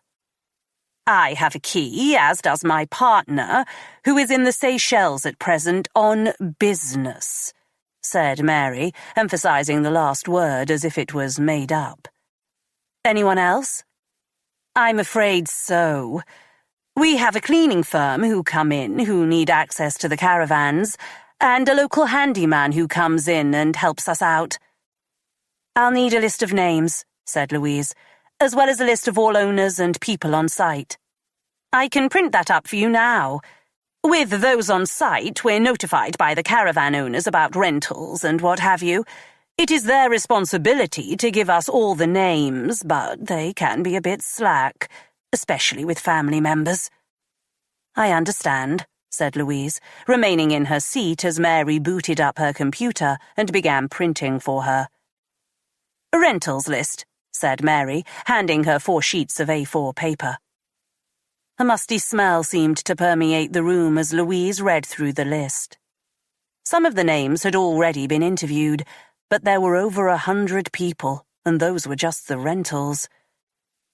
Mary handed her some more paper. Owners who may or may not be on site. They're supposed to tell us, but they rarely do if they're just turning up because of the weather. And staff list. Louise ignored the owners and went straight to the staff list. You have a lot of cleaners. Transient jobs sometimes. We hire a firm. Those are the main contacts. To be fair, they've been pretty good. No complaints, and nothing seems to go missing. Louise stopped, a jet of adrenaline hitting her system. This man, Carl Innsgrove. Our handyman, what about him? Do you know if he works at Larkmead School? Yes, he's the caretaker there. As I said, he only helps out here now and then, said Mary. But Louise had already stopped listening. You have an address for him? Yes, here, said Mary, printing up the sheet. You don't think he's... Louise was already on her feet. Thank you, and please don't touch anything else in here, she said, as she headed for her car. Chapter 10. As Louise pulled up outside Larkmead, she saw her mother getting into her car with Emily. Louise, what are you doing here? Her mother asked, as Emily waved from the back seat. Louise had called Joanne Harrison to confirm the caretaker was still at the school. Back for work, nothing to worry about. Are you meeting Mrs. Harrison again? Said Emily. Louise's mother was staring at Louise with concentration, a familiar look that meant she was trying to analyze what her daughter was up to. Yes, darling. Not to talk about you, though, said Louise, sticking her head through the window to kiss her niece. Best you go home with Grandma now. Her mother frowned and mouthed, What's happening? It's fine, Mum. I'll speak to you later. Please take Emily home now. Louise waited until the pair had driven away before crossing the road to the school, at the same time as 2 backup patrol cars arrived. This grabbed everyone's attention, and Louise had to dodge past concerned parents as she made her way through to the school reception where Mrs. Harrison was waiting. Is this absolutely necessary? Said the head teacher. I just need to speak to him. Where is he? In my office. Does he know I'm coming? No, which is something else I don't like. The headmistress glanced behind Louise. Now this, she added through gritted teeth as 2 uniformed officers arrived. Louise instructed the officers to guard the area before walking with Mrs. Harrison to her office where Carl Innsgrove was waiting. Hello again, said the caretaker. Hello, Mr. Innsgrove. Louise stood, guarding the door, with the headmistress behind her. "Carl," said the caretaker, his smile fading as he glanced from Louise to Mrs. Harrison. "Everything okay?" Louise studied Innsgrove, trying to work out if there was anything in her past that linked her to him. The offender had used her name both in the warning note at the school and during the call. For him to single her out specifically suggested he held some sort of grudge against her, but the only interaction she could recall with Innsgrove was seeing him occasionally when dropping Emily at school. "There's been a fire at the Qstoke Caravan Park," said Louise. Innsgrove's look of concern was convincing. "Oh dear, is everyone okay? Mrs. Sutcliffe?" "She's fine, and thankfully no one was hurt. We believe it was an act of arson. One of the caravans has burnt down." "My goodness." "Anything you'd like to tell me before I continue?" said Louise, her body tensed in anticipation of Carl trying to make a run for it. She'd been in this position too many times not to prepare for the worst. "Would anyone like to tell me what the hell is going on here?" asked Mrs. Harrison, still in the corridor. "It's okay, Joanne. That's the place where I do my part-time work. I guess that's why you're here. You think I'm some sort of link?" An explosive device was found inside the caravan. It was similar to the one we found in the school PE storeroom. Innsgrove nodded. "I don't know what to say. I haven't been there since the weekend." "But you have access to the keys." Innsgrove moved his hand to his belt and produced a set of keys. "This opens the safe at the park where the keys are kept. Which caravan burnt down?" "Does Mr. Innsgrove need a solicitor?" asked the head teacher. "Not unless he wants one. The caravan belonged to the Bastian family." "Oh dear. As I said, I don't know what to tell you, other than I have nothing to do with either of these incidents. The Bastians are lovely people," he added, glancing at Mrs. Harrison, who had now stepped into the room. Again, Louise was struck by how similar the two people looked. It was in their eyes and thin eyebrows, even in their squat body shapes. If she'd met them under different circumstances, she would have sworn they were related. "This is quite preposterous. I have known Carl for nigh on 40 years now," said Mrs. Harrison. "You need to accompany me to the station, Mr. Innsgrove." "Am I under arrest?" "No, but I would have no option but to arrest you if you didn't wish to accompany me." Carl looked at the head teacher again, pleading. "I haven't done anything, and I don't want to go out in front of the children." If the caretaker was innocent of the charges, then Louise understood his concern. "School's over now. Nearly everyone has gone home," she said. "You won't cuff him," said Mrs. Harrison. Louise paused. The caretaker was in his 60s and looked out of shape, and she had 2 sets of officers positioned in the reception area and car park. "You'll have to stay next to me at all times. If you deviate from that, then I will arrest you on the spot. Do you understand?" The caretaker was on the verge of tears as he got to his feet. It was a convincing act, but Louise couldn't afford for sentimentality to get in the way of duty. She kept close to Innsgrove and signalled for the uniformed officers to stand by. As they left the building, Louise noted that Mrs. Harrison looked dismayed to see some of the parents were still in the courtyard area at the front of the school. There was a collective hush as Louise walked past with Innsgrove next to her. The caretaker offered the parents, and a few schoolchildren who were frozen to the spot staring at the scene, a quick smile before Mrs. Harrison interjected.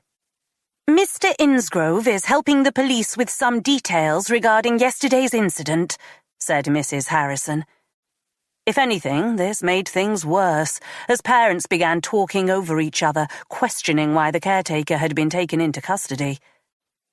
Louise placed her hand on Innsgrove's back and eased him forward, wanting everyone out of the awkward situation as soon as possible. At the patrol car, she helped him inside next to one of the officers. By this point, Innsgrove was crying. Louise wasn't sure if it was from guilt or at a perceived unfairness. That she would have to try and unravel back at the station. For now, she had more pressing problems. 20 meters away, Tanya Elliott was leaning on the bonnet of her car. She'd been taking photos of the incident and was videoing Innsgrove's arrest. "Where are you taking him?" asked Mrs. Harrison, breaking Louise out of her trance-like focus on the journalist. "Western Station for now, in Whirl. I would like to be present for any interviews with Mr. Innsgrove, in lieu of a solicitor." "Due to your professional and personal relationship with Mr. Innsgrove, I'm afraid that won't be possible," said Louise, hoping the head teacher wouldn't question how close Louise was to the investigation, with Emily being one of the pupils at the school. "I will make sure Mr. Innsgrove has legal representation if he needs it. And, of course, you are welcome to wait for him at the station," she added, when Mrs. Harrison didn't reply. "If there was any other way, I would have taken it. Hopefully, Mr. Innsgrove will be able to answer our questions and we can get to the bottom of this. Would you like a lift to the station?" "I can make my own way there, thank you," said the head teacher, heading back to the school where she was swarmed by parents and schoolchildren. "Is Mr. Innsgrove under arrest?" asked Tanya, sneaking up to Louise as Mrs. Harrison retreated. "No." "Helping with inquiries, I understand," said Tanya, taking notes with a small pencil held in her beautifully manicured hand. "He's the handyman at the Qstoke caravan site, I believe." "No comment." "No comment," said Tanya, mimicking Louise as she continued writing. Louise refused to rise to the bait. Tanya was purposely trying to antagonize her in the hope that she would lose her cool and blurt out something she shouldn't. "What do you want, Tanya?" "After today's developments, this will be big news, maybe even national. It's my duty to report what has happened." "Mr. Innsgrove isn't under arrest." "I know. He's helping police with inquiries. I'll be sure to mention it." "Maybe you could hold off for a day. We need to speak to him because of his links to both sites. Nothing more, nothing less. It wouldn't be fair to drag his name through the media." "Fair? That's a good one. You didn't seem to mind dragging him out in front of his colleagues and the parents. In front of the children." "What do you want?" asked Louise, realizing she sounded like a broken record. "Exclusive access to this case, and for you to sit down and answer some questions about Finch." Louise looked away, her body tensing. "I will give you daily updates about this investigation. That I can promise. But I won't be talking about Finch. He has a court appearance pending, as you well know." "Everything will be off the record until the verdict." "I can't do it. Take it or leave it, but I won't be speaking about Finch." "I'll take it, Louise. You'll speak to me after your interview with Mr. Innsgrove?" Louise's shoulder muscles were pulling. She hated making any deals with the journalist, but didn't want Innsgrove's name in the papers. "If you don't publish anything from here just yet, then I will speak to you." "Thank you, D.I. Blackwell. Always a pleasure. Now, excuse me. I have some people I need to speak to." Louise shook her head as Tanya walked towards the group of parents, her notebook held out in front of her like a weapon. Chapter 11. The exercise yard was overlooked on all sides. If it ever caught the sun, it must have been at a different time to when Finch had used the place. He only walked in shadows, and as he paced it now alone, reluctantly using his walking stick, counting each and every step with military precision, he felt eyes boring into him. Men on both sides of the prison divide wished harm upon him, but for now he was relatively safe. He was on remand, and the guards were happy waiting for his court appearance, after which they hoped he would be assimilated into full prison life, more than likely somewhere worse than this. As for his fellow prisoners, even if they could get past the security that meant he ate, slept, and exercised alone, no one would touch him because of his links to Terry Clemens. Finch wasn't sure yet if Clemens was an opportunity or a hindrance. What he wanted of Finch was doable, as long as the deviant guard Wilson did what he was told. If Finch succeeded in helping him out, Clemens had offered Finch a potential security blanket for his time inside. Finch could continue exploiting his old contacts to aid Clemens' business. It was a way of staying safe in an environment that only promised to get more hostile. Finch counted to 72 and made a sharp left turn before starting his count again from 0. Finch would be mad not to consider Clemens a risk. That was why he'd asked Wilson to summon his old colleague Edward Perkins. Perkins was perfect for the job and could be trusted to keep his mouth shut. More importantly, Finch had dirt on the man going back to the last decade. If he wanted, he could have Perkins accompanying him inside with a click of his fingers. That would keep Perkins loyal, and would mean he would be an ally if Clemens decided to turn. He paced some more. The smell always seemed to accompany his little walks around the exercise yard. Something akin to rotting vegetables, even though no bins were in sight. It was ripe in the thick air today, repressive in the heat. Finch breathed through his mouth, trying to avoid the dead smell as he considered the other anomaly. The phone, and its pre-programmed number belonging to the journalist Tanya Elliott. Finch recalled the woman from his time spent in Weston. She was a pretty little thing, and he'd tried it on with her a couple of times to a general lack of interest. She was savvy, and had probably made a small fortune from recent events in the shitty little seaside town. On the phone, she'd promised to make him famous. Infamous? He'd asked. I think we can do better than that, she'd said, her voice seductive as she asked to meet him. Only when he'd reminded her why he was facing trial had she properly explained herself.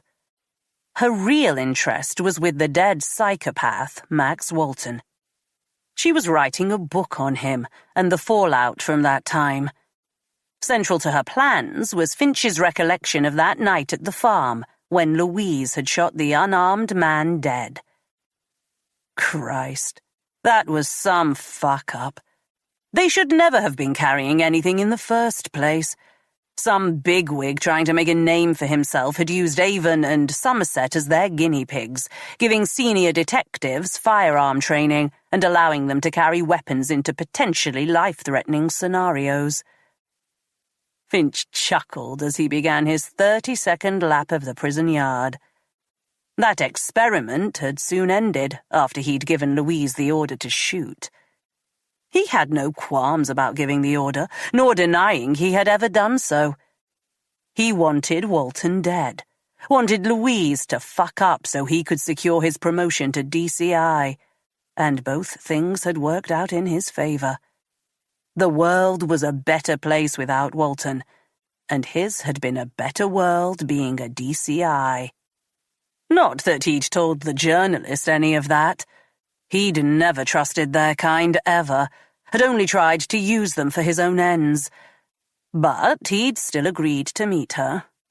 He hoped he could slip a few stories about Louise into the public domain before the trial started. Time! Finch stopped walking at the command from the prison guard. It was the same guard who'd refused him permission to speak to Wilson the other day. Finch now knew him as Boss Kirkland, or Sir, as he preferred to be known. "I'm going to cuff you, Finch. Hands behind your back," said the guard, walking towards him. "Cuff me? Why?" It was a Cat B prison, and Finch had never been cuffed going to or from the exercise yard before.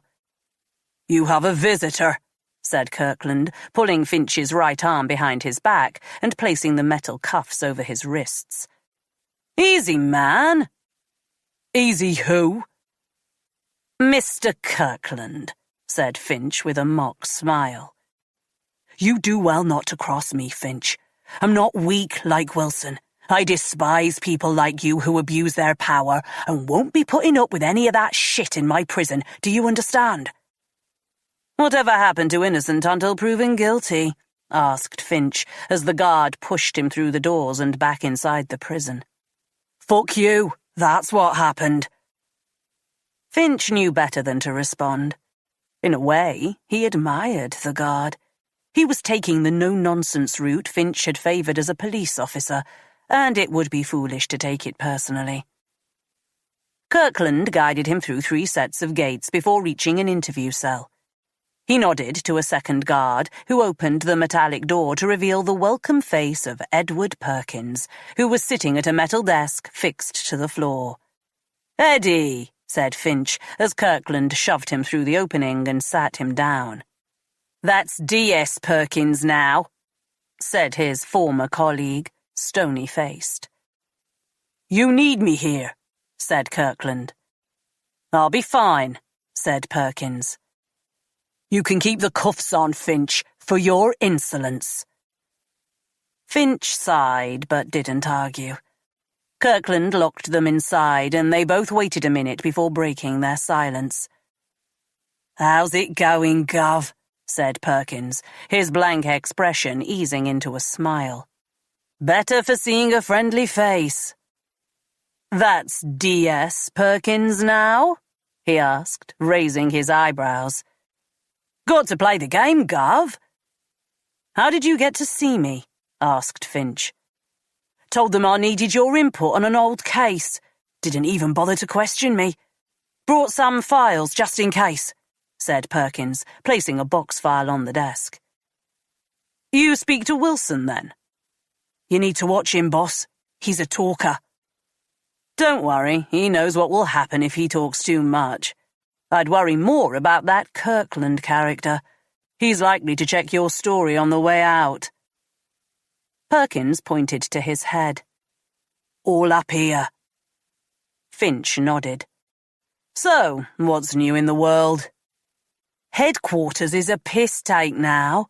That Western lot are heading up one section, and Tracy is running Bristol." Tracy Pugh was one of the few female officers Finch hadn't tried to get rid of.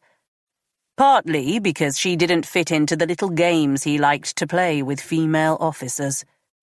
He found her repulsive, and would no sooner have slept with her than pissed on her if she was on fire. But she was best friends with Louise, and that meant he could leverage her for information, usually without her direct knowledge. Sadly, the only dirt he had on her was a penchant for younger men in the department, and she'd sidestepped that possible indiscretion by dating a young plod who now worked out of Nailsea and had no direct work relationship with her. And Blackwell? Still pushing her agenda? How can they justify putting proper detectives away when she is on the force? He said, saying the things he knew Finch wanted to hear. "You need to push for promotion, Perkins. Can't have that lot taking over." Perkins raised his head in acknowledgement. Finch was humouring the man, and Perkins probably knew it. He was already a level too high on the pay scale, and no one with any sense was going to give him extra power, especially with his history with Finch. "How can I help, boss?" Despite their relative privacy, Finch was forced to speak in code. Perkins had been around the block enough to get the gist of what he was saying. With Perkins' help, the flow of drugs into the Cat B prison could be tied up. It was a big ask for the man, but they both knew he had little choice but to accept. "Nasty outfit. You sure you want to get involved?" said Perkins. "You'll hardly know you're part of it, Eddie. Turn a blind eye and manage the guards. Wilson is on board, so you can work with him." Perkins placed his hand to his mouth, the mood shifting in the cell. Finch knew better than to talk. Perkins wanted to negotiate, and he wasn't going to break first. "What's in this for you?" said his former colleague, after a prolonged silence. "Don't need to worry about that, Eddie." "You heard about the fire over in Qstoke?" asked Perkins, surprising Finch by changing topic. "We have a deal, Eddie," said Finch, ignoring him. Perkins pursed his lips. He looked on edge, as if building himself up to say something. "This will be it, boss. I'm out then. Paid my debt, you know?" "Goes without saying, Eddie," said Finch, sucking in his fury. The gall of the man, trying to bargain with him. Finch might be inside prison, but to him that was little more than an illusion. Perkins had only an inkling of the trouble Finch could throw his way if he wanted. That Perkins was trying to play him, now that the officer thought he was in a stronger position than he had been when they were colleagues, was something Finch wouldn't forget in a hurry. But for now, he decided to promise the man what he was asking for. "There is one more thing, and this will directly benefit you." "What's that, boss?" said Perkins, the tension in the room easing. "It might not be that late for your promotion after all," said Finch, proceeding to tell his former colleague about Clemen's secondary plan to discredit Louise Blackwell. Chapter 12. The tower block in Mead Vale was only a short walk from Thomas's house. Louise had been here before on a couple of drug raids, but since that time the place had been tidied up considerably. The stairwell was much better lit, and the damp problem had either been fixed or covered over with a fresh coat of paint. Carl Innsgrove had been relatively talkative during his interview. He'd denied involvement in either incident, but had agreed to his home being searched. Louise was undecided on his guilt or innocence for now. He certainly had the means to have been responsible, but she was struggling to find a motive. And it wasn't only the school's head teacher who had vouched for the caretaker's character. After leaving her old station in Whirl, Louise had received a call from her own mother, telling her how helpful Mr. Innsgrove had been with her in the past when they'd first moved to the school. It was another distraction she didn't need. It was hard enough holding on to the investigation as it was, and this wasn't something she'd be sharing with Robertson anytime soon. Louise imagined the parents' WhatsApp group was rife with speculation and had thanked her mother for her input, saying goodbye before an argument could start. Tracy opened the door of the flat on the 5th floor, shining her torch until she located a light switch. After having witnessed firsthand the squalor that some of Innsgrove's fellow residents lived in, Louise had feared the worst. But Innsgrove's small flat was immaculate.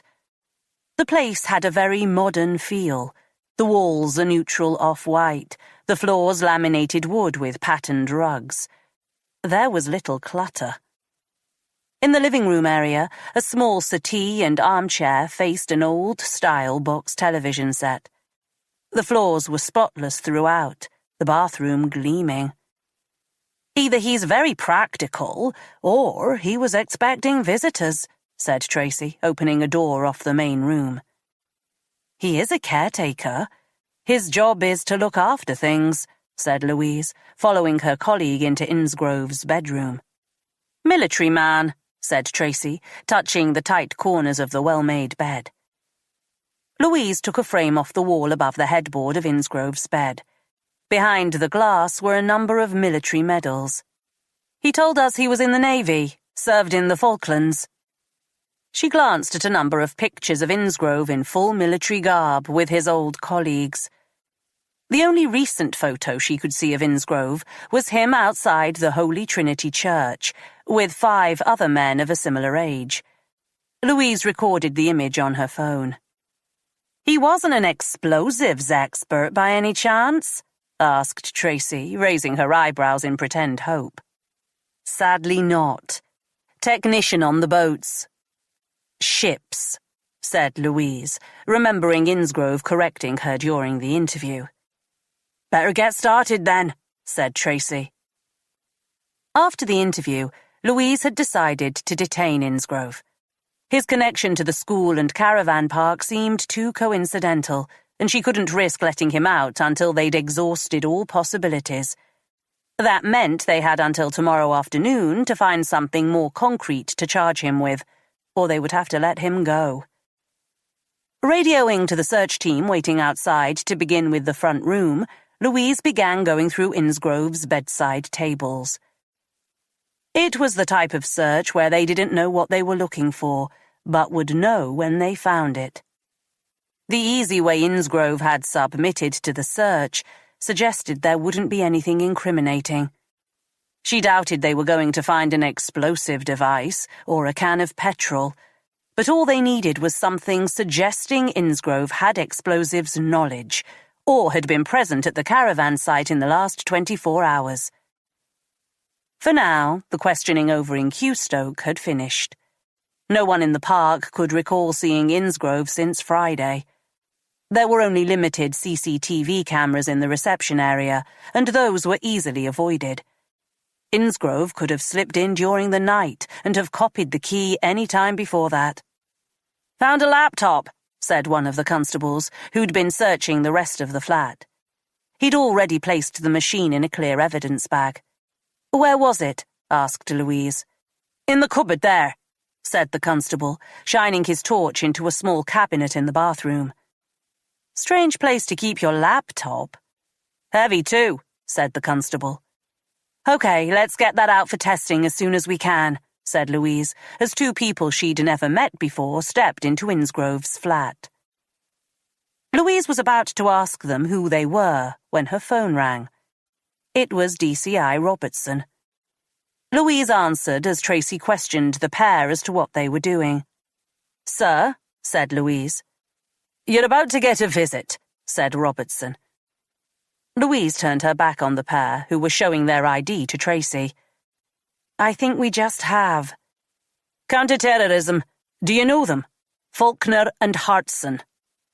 "Jesus," said Louise under her breath. "Just want to talk, apparently. Procedure. Play along for now.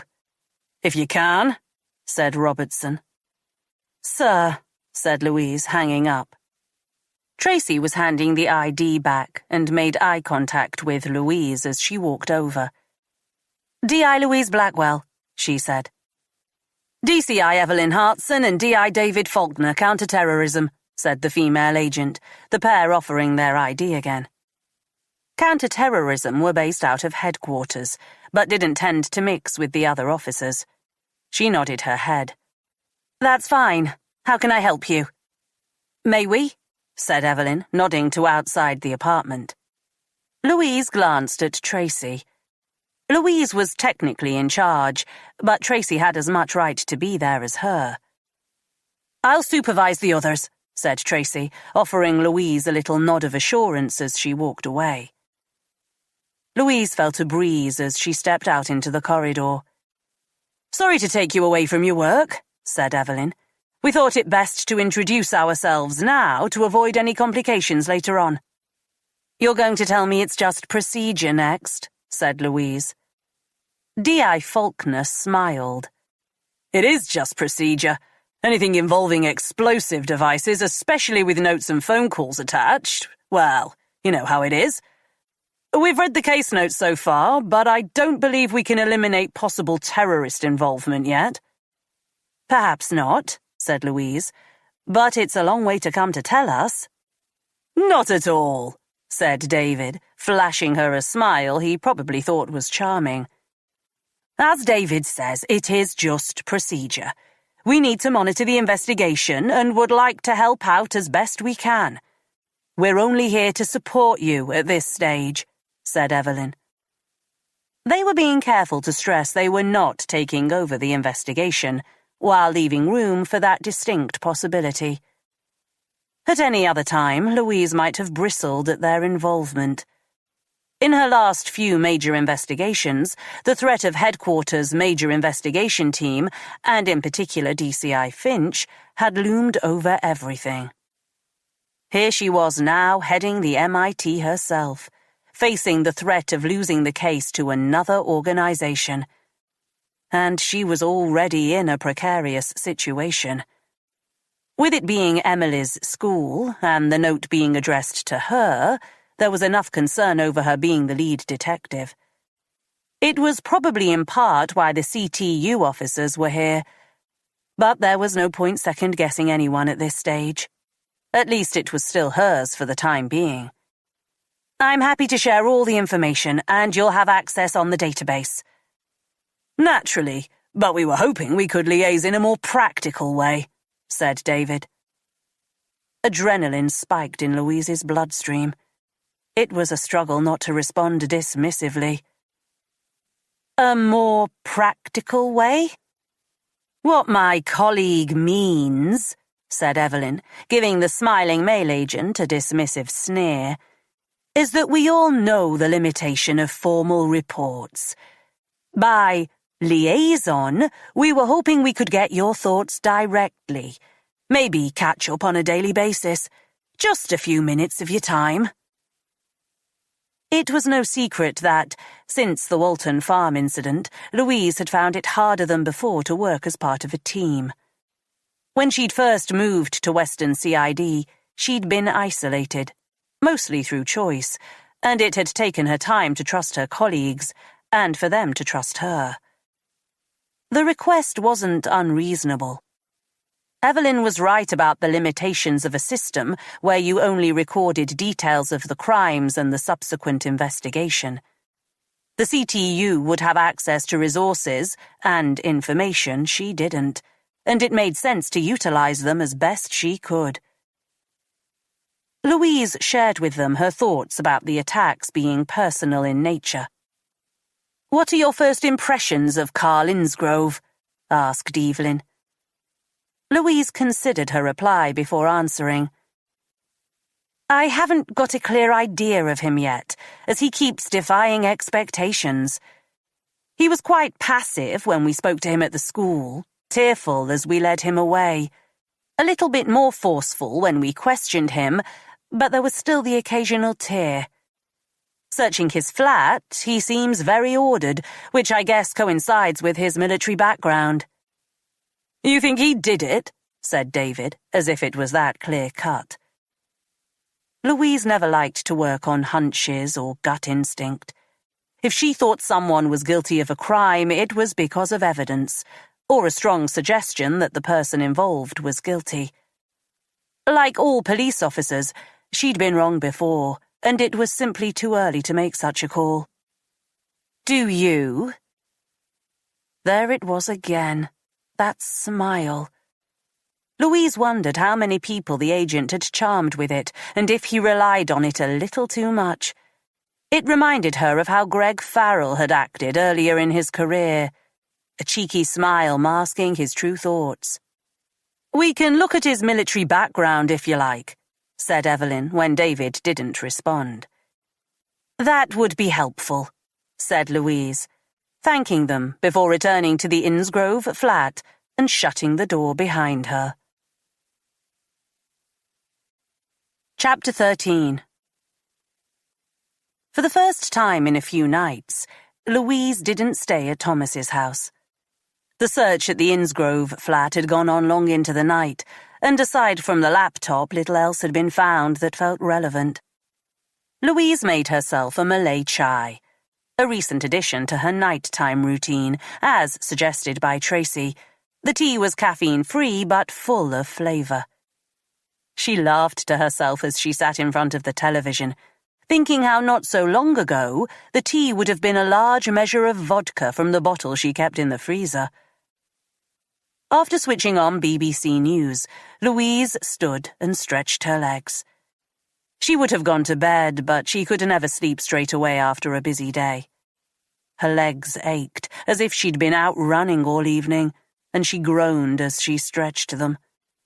She'd been meaning to take up some form of exercise again, running, cycling, or swimming, but the demands on her time made it difficult. If she wasn't working, she was either with Thomas or here at home with Emily. She was surprised how much she enjoyed these few minutes of being alone. She loved being with Thomas, but it had been so long since she'd shared her life with anyone that she wasn't used to it. She worried she would never feel completely comfortable living with someone on a full-time basis, but that wasn't something she would have to worry about for now. Things were okay with Thomas, but neither of them was in a rush to move things along. Or so she'd thought. She'd yet to fully process his suggestion that Emily and Noah meet. It wasn't that unreasonable an idea. They had been seeing each other for some time, and the children were an integral part of their lives. Louise should have been pleased Thomas was ready to take that next step. So why did she feel as if she was being rushed? Her phone rang as she made herself a second cup of tea. Her legs were still restless, and she touched her toes, feeling a stretch in her calves before picking up. It was nearly 1 a.m., and she didn't recognize the London phone number on the phone's screen. Louise Blackwell. Louise, this is Glyn Reinhardt from The Times. Louise clicked her neck, the tension from her legs spreading to the rest of her body. Glyn was the crime desk editor from the national newspaper. They'd last spoken a couple of years back, when one of Louise's cases had made the national news. Glyn, how are you? I presume the reason you're calling me at 1 a.m. is bad news? I'm very well, Louise, thank you. Not sure if it's bad news, but I wanted to give you a heads up. We're running a small story tomorrow about the caravan fire in your neck of the woods. Louise carried her tea back to the living room where she clicked on the Times website. Seriously? Slow news day? I believe it follows hot on the heels of a potential bomb threat at a local school. The story was already on the site. Little more than a clickbait piece, it reported the fire at the caravan park and the threat at the school. I think you already know that, Glyn. Glyn chuckled. We also know you've spoken to Carl Innsgrove. In fact, we have a picture. There was no byline on the article, but it was obvious who was responsible. Tanya being shy, is she? Asked Louise. What can you tell me about Mr. Innsgrove? Why isn't Tanya asking me these questions? Glyn chuckled again. Not much gets past you, Louise. I wanted to speak to you before we print Mr. Innsgrove's name. We have a picture of him being led away as well. Louise picked up her tea, taking a sip before answering. I don't think that would be wise, Glyn. He's only helping us with inquiries at present. But he's staying the night in the cells. Louise lowered her eyes, biting her tongue as her leg cramped up. Standing, she said, No comment, but I would appreciate it if you didn't use his name for the time being. He's a caretaker at a local school, and there's no need to drag his name through the mud for no reason. I understand he works at your niece's school. Louise clenched her hands. Not sure how that's relevant, Glyn, she said, lowering her voice so that he would understand her displeasure. There are rumors that it could be a terrorist organization behind all this. You have the Big Air event coming up soon. Are you worried about the potential impact on the town? Now I know you won't be printing that. At the moment, all we have is a fire at a caravan park. An arson attack, said Glyn, interrupting. A fire and a dummy explosive device. It could be kids playing silly games that got out of hand.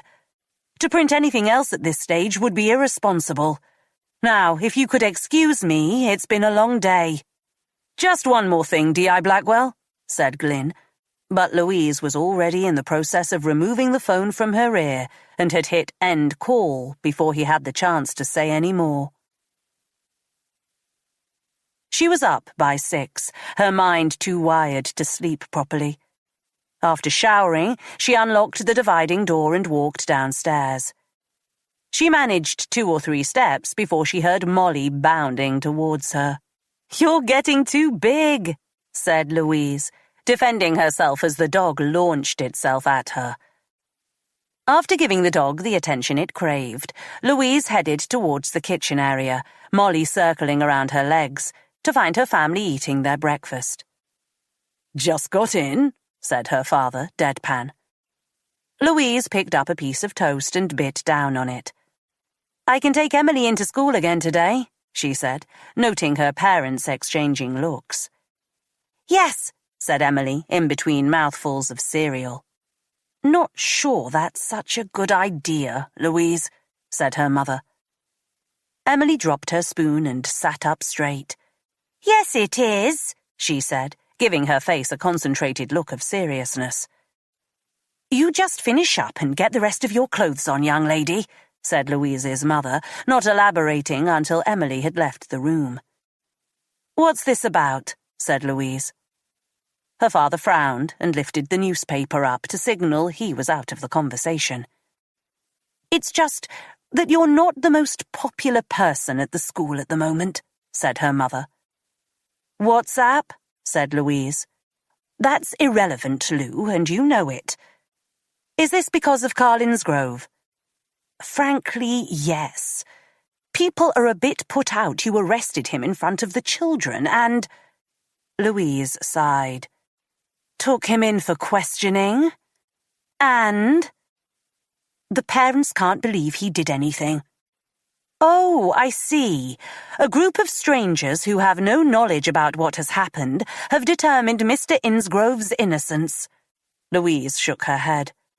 "I shouldn't be speaking about this, and you mustn't mention this conversation, Mum." "I'm not stupid, Louise." "Good. Then you won't mind me taking Emily to school, then. I've faced worse than the wrath of primary school parents." "You sure about that?" said her father, poking his head up from behind his paper with a sly grin. Louise skimmed through her father's newspaper before leaving, thankful she was unable to find anything about the investigation. "Do you want me to come with you?" said her mother, as Emily and Louise got into the car. "What exactly do you think is going to happen, Mum?" "I'm worried about her," said her mother under her breath, pointing to Emily, who was sitting in the back seat, her legs kicking out in front of her. "Mum, please. Nothing will happen in front of Emily. I promise you." "Come on, Auntie Louise, we'll be late," said Emily. "See, my customer is ready to depart." Her mother let out a long sigh and blew a kiss to Emily as Louise pulled away. Her mother's concerns aside, it was great to see Emily so keen to get to school. Part of the reason Louise's parents had made the move to Weston in the first place was the trouble Emily was having at school in Bristol. It was more than understandable, and the family had hoped moving to Weston would help Emily, and to a certain extent it had. Emily still saw a counsellor once a week, and Louise's parents had both suffered in their own private ways after the death of their son. But lately Louise had the sense that they were finally moving on with their lives, and Emily's eagerness not to be late seemed to be proof that she was as well. "How has school been the last few days, Emily?" she asked, catching sight of her niece in the rearview mirror. "Bit strange, really." Louise stifled a laugh at Emily's choice of words. "Bit strange, how?" "With that thing, you know? The bomb." "There wasn't a bomb, Emily. It was pretend." "I know, they told us, but it was still frightening." Louise shuddered, her skin prickling. "I'm so sorry to hear that, Emily. It can be scary when these things happen, but it was only pretend, I promise." Emily paused, as if in thought. "Okay." "And you know who is here to protect you?" Emily pretended to concentrate this time. Louise caught the half-smile in the rear-view mirror. Auntie Louise?" "Darn tooting," said Louise, making Emily laugh. Despite Emily's concerns, they were early for school. Louise parked up opposite the seafront, deciding to take a short walk into school. "Can I go on the beach?" asked Emily. "Best not now. Don't want to have sand in your shoes all day." Emily nodded, accepting Louise's sage advice. "This is nice," she said, as they held hands and walked along the promenade, the sea already retreating. "That was exactly what I was thinking," said Louise. They crossed the road, Emily's hand soft in her palm. It had been too long since they'd spent such time together.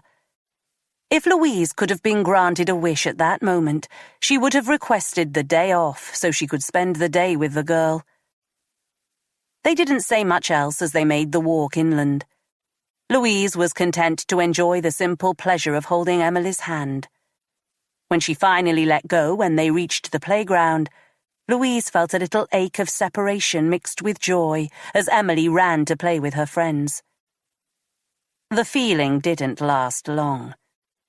Graham Pritchard sidled over from out of nowhere. "I saw you were in the papers this morning," he said, cramping her space once more. Louise took one step to the left, catching sight of a group of parents standing round a copy of the Times. "Oh, shit. What did it say?" "A bit sensationalized for my tastes, especially from such a newspaper. Seemed to be covering all the possible angles. Disgruntled employee, terrorist organization. That local journalist wrote it, can you believe? Tanya Elliott." "I can well believe it," said Louise, taking another step away as Graham edged closer. "Did it mention any names?" "Only yours and Mr. Insgrove's."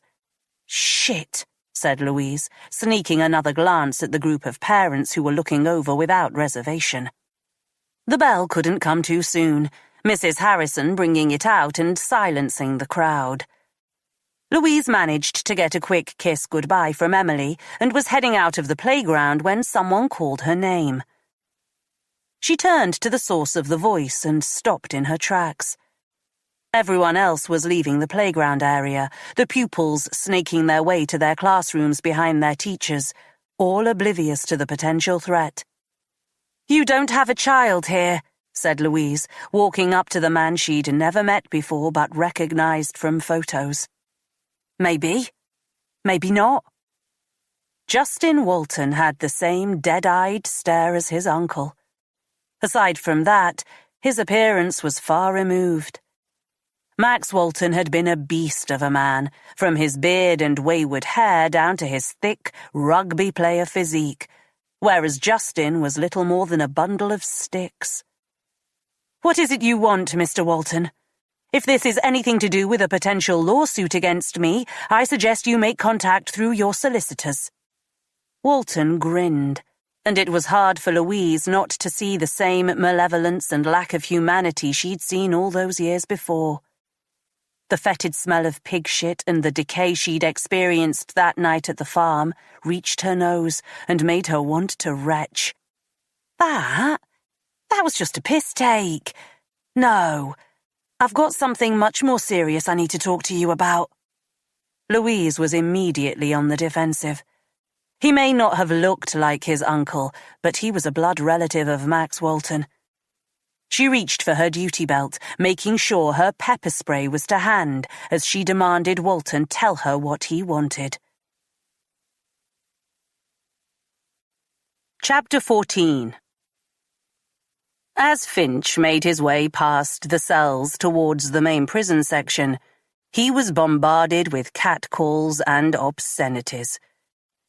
It was the first day of the pretrial, and he was wearing a suit that felt a size looser than it had before he'd been put inside. Clemens had summoned him, and Wilson was leading him past the baying mob, Finch relishing every moment. He recognized half the screeching inmates. He'd either put them away, used them as informants, or had simply come across them during his daily role dealing with the lowest of the low. The the potential danger meant nothing to him. He was relatively safe with Wilson there, so he took the opportunity to look his enemies in the eye, making a mental note of those who looked away and those who kept ranting. The same grinning idiot who'd brought him the television was waiting outside Clemens' cell.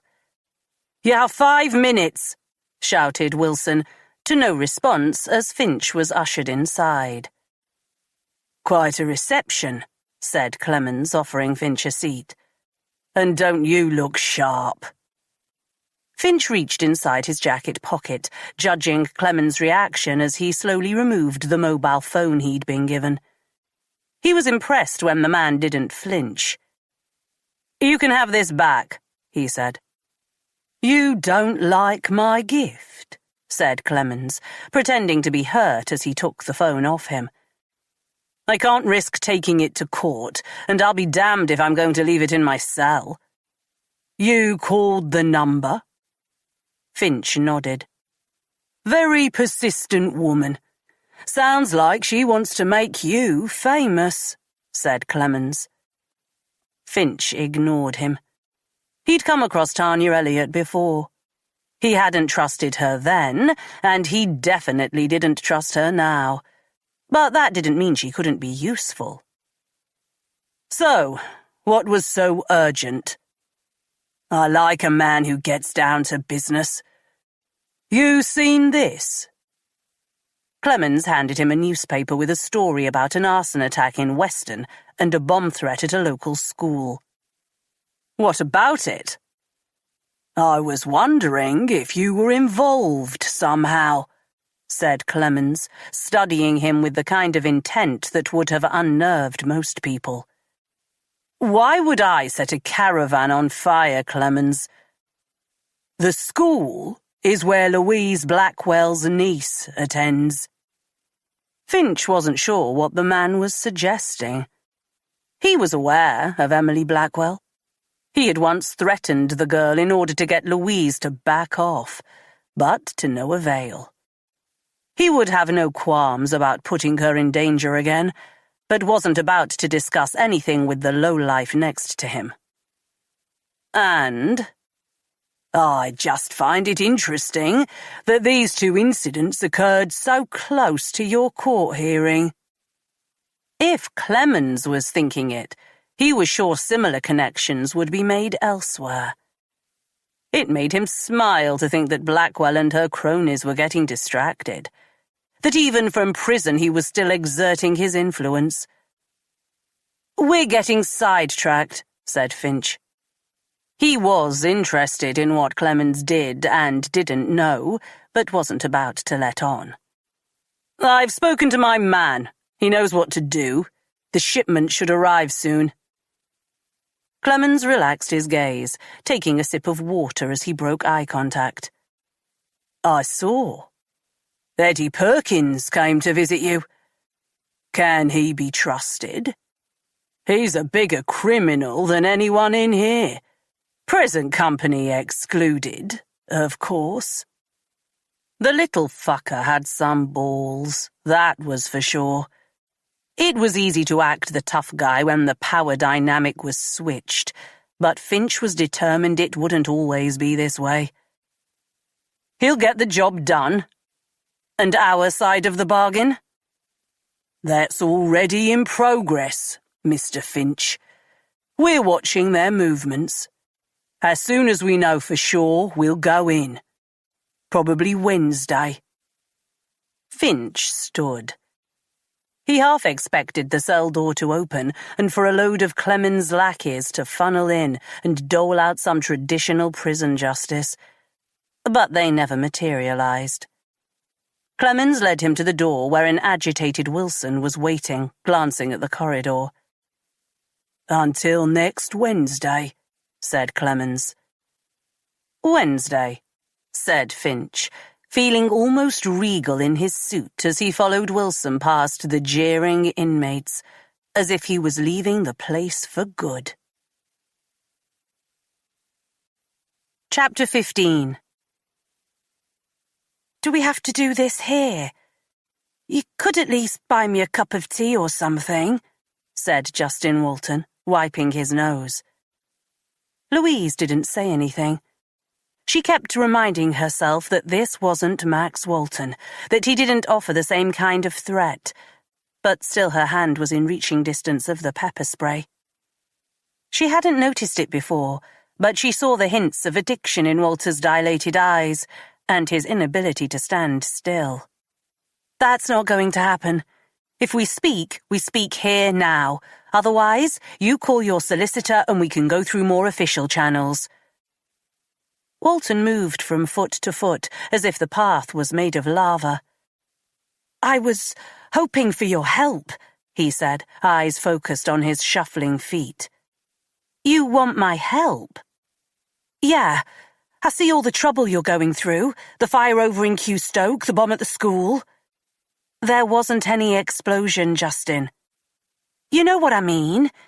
Anyway, got me thinking. The last thing you need is someone bringing a case against you.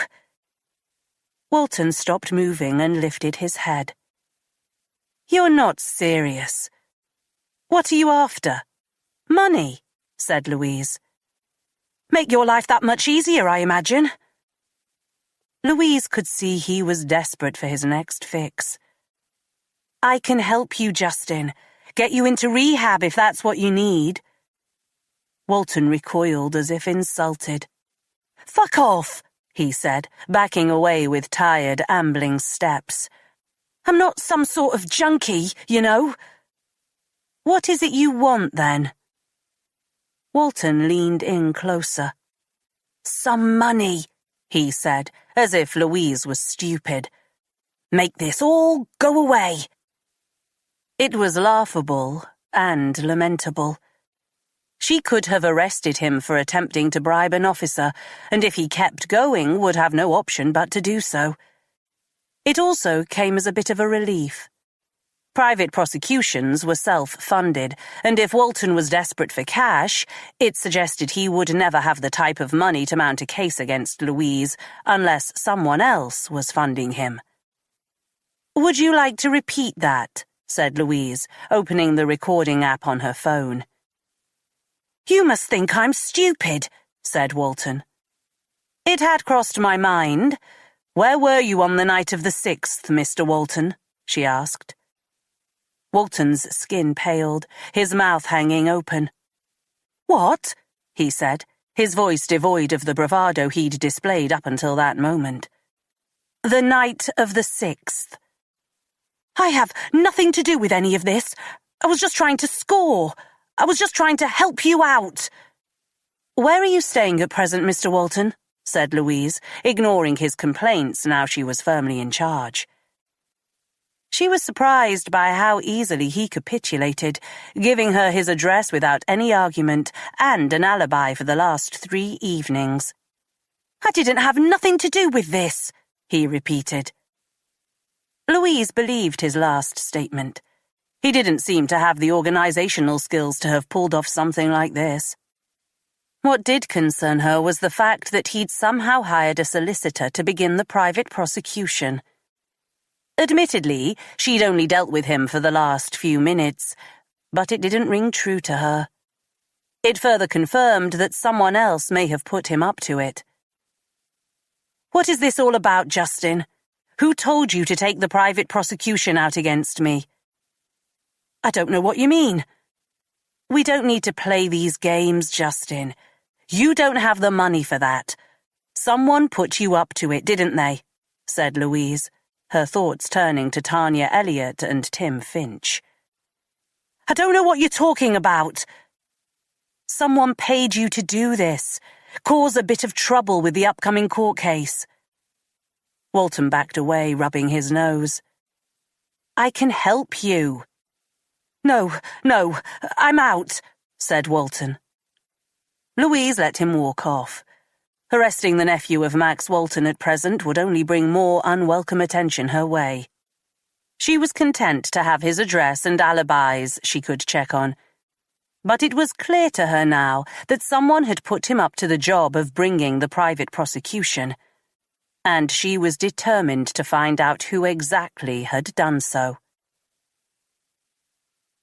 She was back at Western Nick within 20 minutes, where she met Tracy in the old CID. Time was running out to interview Carl Innsgrove again before they would have to formally charge or release him. "Bought you a pan au chocolat," said Tracy, handing her a paper bag patched with grease. "And a black coffee, which should hopefully still be warm."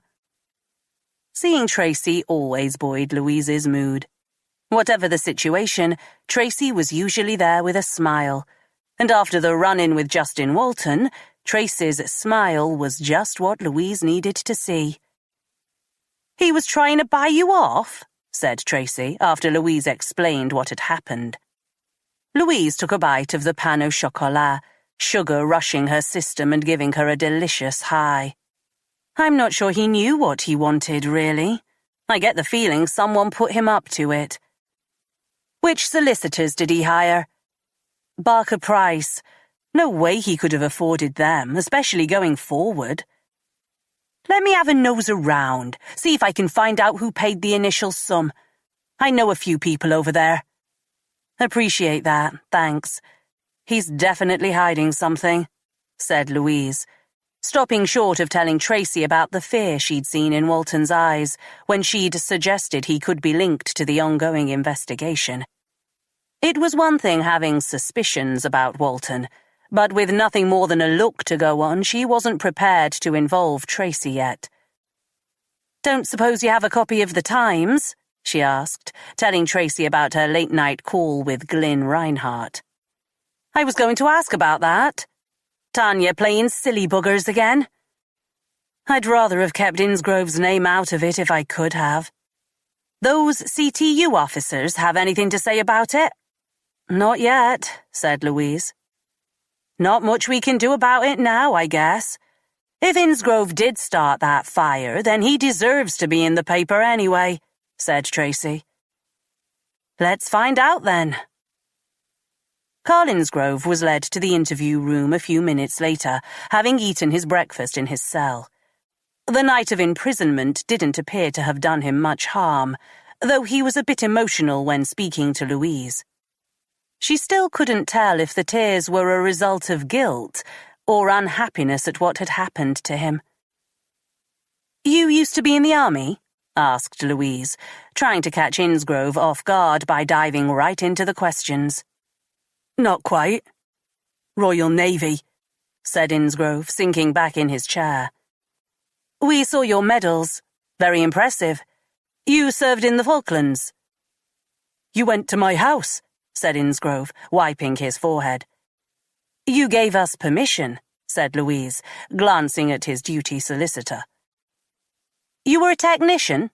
asked Tracy. "You haven't taken anything, have you?" "No need to worry, Carl. Everything is as it was except for your laptop, which we've taken for testing and will return to you." Innsgrove took in a deep breath. "I was a technician. What has this to do with me being held here?" Louise shrugged. "We wanted to find out more about you." "What? You think I suffered hardship in the war, so years later out of nowhere I decided to start setting fires?" It seemed a night in the cells had made Mr. Innsgrove a little bit more forceful in his responses. "What other reason would you have for setting them?" asked Louise. Innsgrove was momentarily confused. "Good try. It wasn't fair taking me away in front of the parents. They'll never trust me now." "I wouldn't worry about that," said Louise, recalling the way the parents had looked at her earlier. "Listen, Carl, as I explained to you last night, it would be so much better for you if you came clean now. We know you had access to both the school PE storeroom and the caravan park. This doesn't look good for you, and if you don't cooperate now, then I'm not going to be able to help you." "I told you, I have nothing to do with any of it. Why would I put those children at risk?" "They mean everything to me," said Innsgrove, his eyes reddening. "The children were never at risk, at least not physically," Why set fire to the caravan park where I help out? They've always treated me very well, and they give me an extra few bob when I need it. I'd be mad to mess with that. And to what end? Where were you the night before last? Asked Tracy. I've told you. At home. I went straight home from school. I was knackered after all that commotion. But no one can vouch for that. I live alone, said Innsgrove, who looked exasperated. With time running out, Louise tried one last tack. Have you heard this before? She said, before playing the voice message left before the fire at the caravan. No, said Innsgrove, waiting until the end of the message before answering. Do we know each other, Mr. Innsgrove? Asked Louise. What do you mean? Asked the solicitor. Both the message at the dummy IED at the school and the voice message mention my name. Do we know each other? Said Louise. I've seen you at school. You're Emily's aunt, said Innsgrove. It's a very small school, so there is no reason why my client wouldn't know you, said the solicitor on the defensive. Beyond the school, Mr. Innsgrove, have we ever met elsewhere? Innsgrove looked at his solicitor for advice. I don't know what you mean. I think that is you on the voice message, and I think you left that note in the dummy IED, said Louise. Innsgrove began shaking his head. No, he said, muttering to himself. Louise took in a deep breath. Did someone put you up to this, Mr. Innsgrove? Innsgrove shook his head 5 or 6 times. Why would someone do that? Do you know Justin Walton? Asked Louise. Innsgrove hesitated before answering. Justin who? Louise exchanged looks with Tracy. It was clear they were getting nowhere, and they didn't have enough to hold him any longer. She asked a few more questions before ending the interview. She told Innsgrove about the article in the Times and warned him that he would attract some media attention. His body appeared to deflate at the news, and his solicitor had to help him from his seat.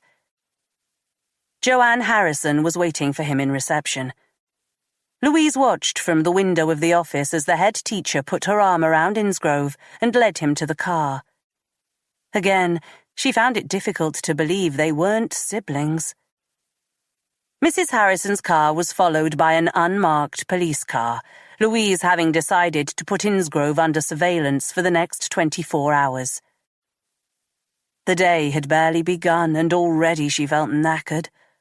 A conference call was set up with headquarters, and she briefed the team on the next movements, which now included checking Justin Walton's alibi for the last few days.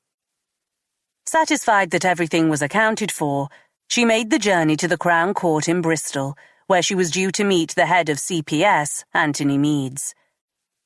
As she was parking up, Thomas called, but she decided she didn't have time to answer.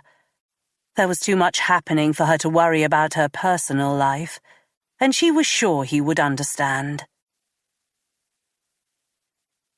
Chapter 16. Anthony Meads' robust mood was broken when Louise informed him about her run-in with Justin Walton. He tried to bribe you, said the solicitor, running his hand through his fringe. Not exactly. That's what it sounds like to me. Could you not have arrested him? It would have been my word against his, and with everything that's going on, I thought the last thing we needed was more attention. Meads' fringe bounced back perfectly in place. He scratched his head, sighing. I'll get on to his solicitors, find out what the hell is going on for you. Thanks, Anthony. I appreciate it. Meads offered her a smile. Tracy had a little crush on him, and now that he had turned his attention fully to her, Louise could understand why. He placed the following week's itinerary in front of her, with estimations about when she would be needed to testify against Finch. I would have liked to have been there for the whole thing, but with the present case, that's going to be difficult. We won't need you until Wednesday at the earliest. I've spoken to the defense barrister, and I'm sure he's going to drain every last billable minute out of this. Although I didn't say that, obviously. For now, we need to go through your story and try to anticipate everything that will be thrown at you. Louise understood it would almost be like she was on trial when she took the witness stand. Finch was being tried for the attempted murder of Amira Hood, and Louise was pivotal to the success of that prosecution, having been the one to rescue Amira. Not only would she be cross-examined about the incidents leading to Finch's arrest, she would no doubt be asked about the disciplinary fallout from Max Walton's death, as well as her relationship, past and present, with Finch. If she couldn't answer Meade's questions now, then she wouldn't be able to do so in the witness box. Meade's didn't go easy. Taking on the role of the defense team counsel, over the next 30 minutes he accused her of being a cold-hearted killer, a vigilante who took the law into her own hands, a spurned lover, and a police officer jealous of her colleagues' success. By the end, she was exhausted, but she felt more prepared for what lay ahead. Back outside the building, she was heading towards a sandwich shop she liked on Corn Street when she saw Amira, who wasted no time rushing over and placing her arms around Louise. "How are you, Louise? It's so great to see you." "It's great to see you too. Are you here to see Anthony?" "Yep, I'm late already. I'm sure we can catch up next week." Amira had been the catalyst in bringing a case against Finch. A former officer from HQ, Amira had entered into a relationship with Finch that had turned abusive. His recurring pattern of behavior, it seemed. Finch had all but forced her to leave Portishead for a post in South Wales. Last year, the young woman had approached Louise and suggested that together they bring Finch down. And eventually Louise had realized it was the push she needed. "Give me a call when you're finished with Anthony," said Louise. "It would be great to catch up. Everything okay, though?" "Everything is good," said Amira, smiling once more before giving Louise a peck on the cheek. Sometimes things worked out. The change in Amira was wonderful to see. On the night Finch was arrested, he had held Amira hostage in his house. She'd come close to losing her life, but she'd survived. Louise had kept in contact and was so pleased to see her thriving. Amira had quit the police force a few weeks after that night. Ironically, it had been what Finch had wanted all along. His MO, at least when it came to the police department, was to sleep with fellow officers and civilian staff before trying to hound them out of the area. Part power game, part self-preservation, Finch had succeeded for so long. Louise was a victim as much as any of the others, but had managed to come out on top. Now all she needed was to make sure the other women destroyed by Finch could get the same sort of justice. She glanced at her phone as she headed back to Weston, noting another missed call from Thomas. It wasn't really significant, and he would more than understand, but she wondered if her reluctance to answer earlier had something to do with her feelings that they were rushing into things. The fairest thing to do would be to talk to him, and she realized she was avoiding this.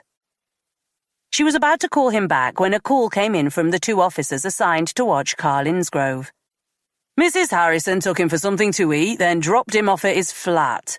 He came down earlier to pop to the newsagent, then went back up. You want us to stay here?" Louise could sense the boredom seeping through from the other end of the line. She'd been there so many times before, and was glad it wasn't her having to stare into the empty distance for hours on end, on the off chance that Innsgrove would leave his flat.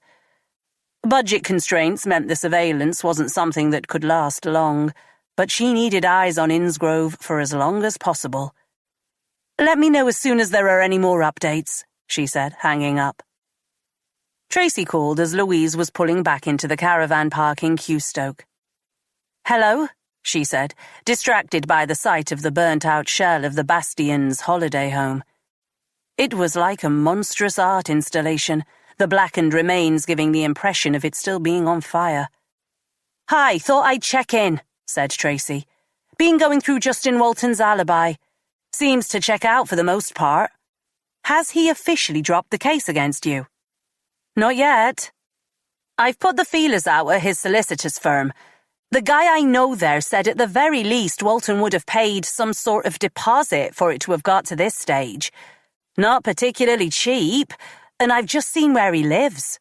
Something is definitely off." "Could be dealing again?" said Louise. "He lives in some sort of house share. Things are on edge there. I'd say there's a definite possibility that they're hiding something. Want me to look into it a bit more?" "Maybe not for now. Think we need to keep it relevant," said Louise. Checking Walton's alibi was related to the investigation, but anything else felt as if it was too close to Louise's private prosecution case. The last thing she needed was the threat of misappropriation of police services being thrown at her. If Walton was dealing drugs again, then she would get a team to look into it, but for now Tracy was best utilized elsewhere. "Okay. Any news on Carlin's Grove?" "Safely at home." "You think this is the end of it?" "We can't watch him forever.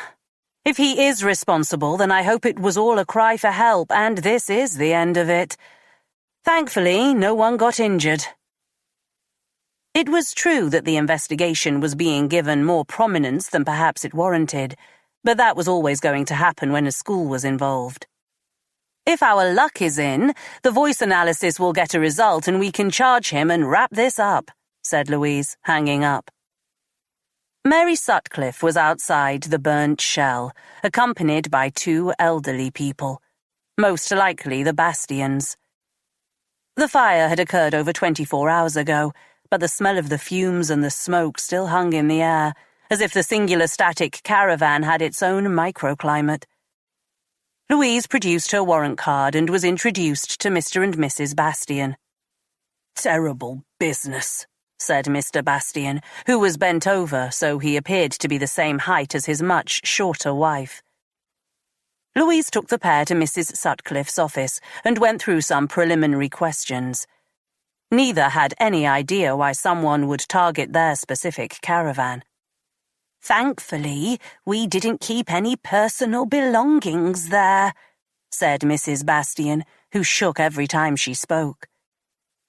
"Do you know the site's handyman?" "Carl? Lovely fellow," said Mr. Bastian, with a look that bordered on the hostile. "I understand he's been arrested. Preposterous thought."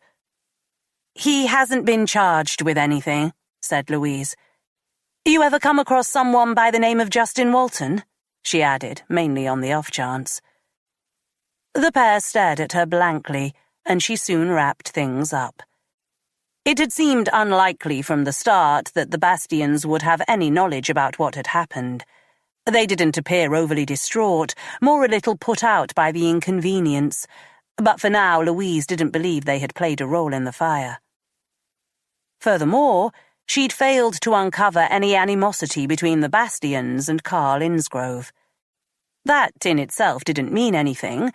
He would have known the caravan was unoccupied, but it made things less than clear-cut.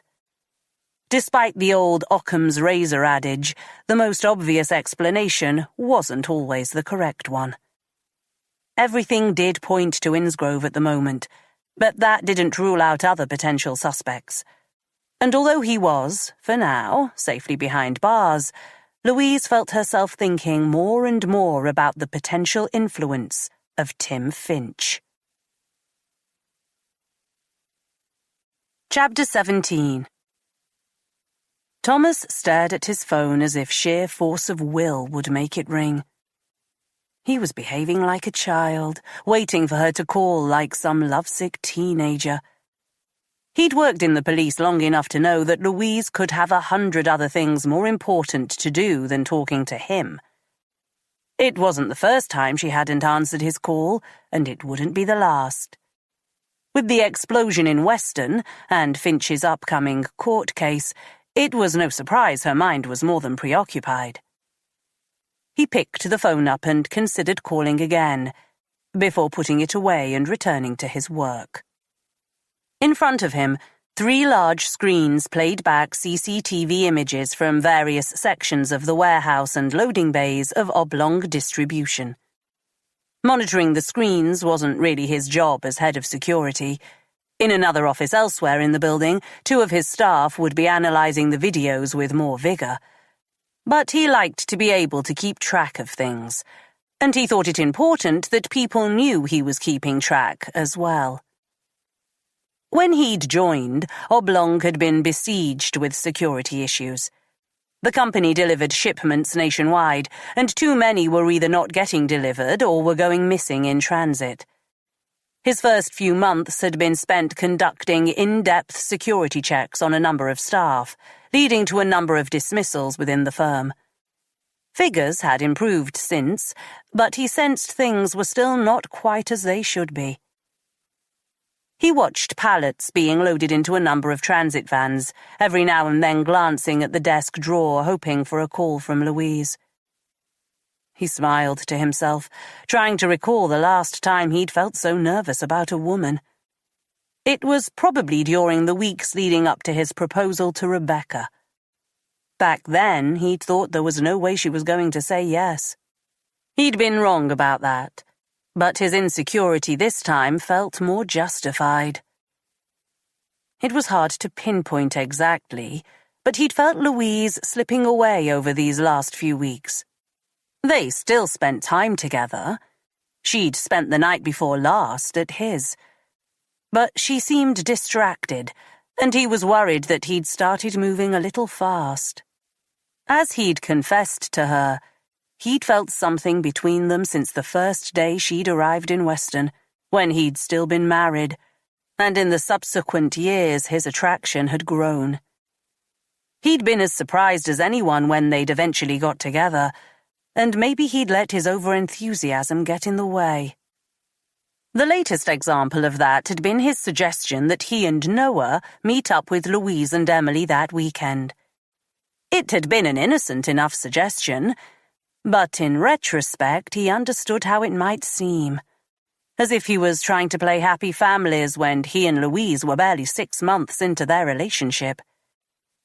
He'd wanted to tell her on the phone that the suggestion had no significance to it. And now here he was, racked by indecision. Not wanting to come over as needy, but desperate to speak to her again.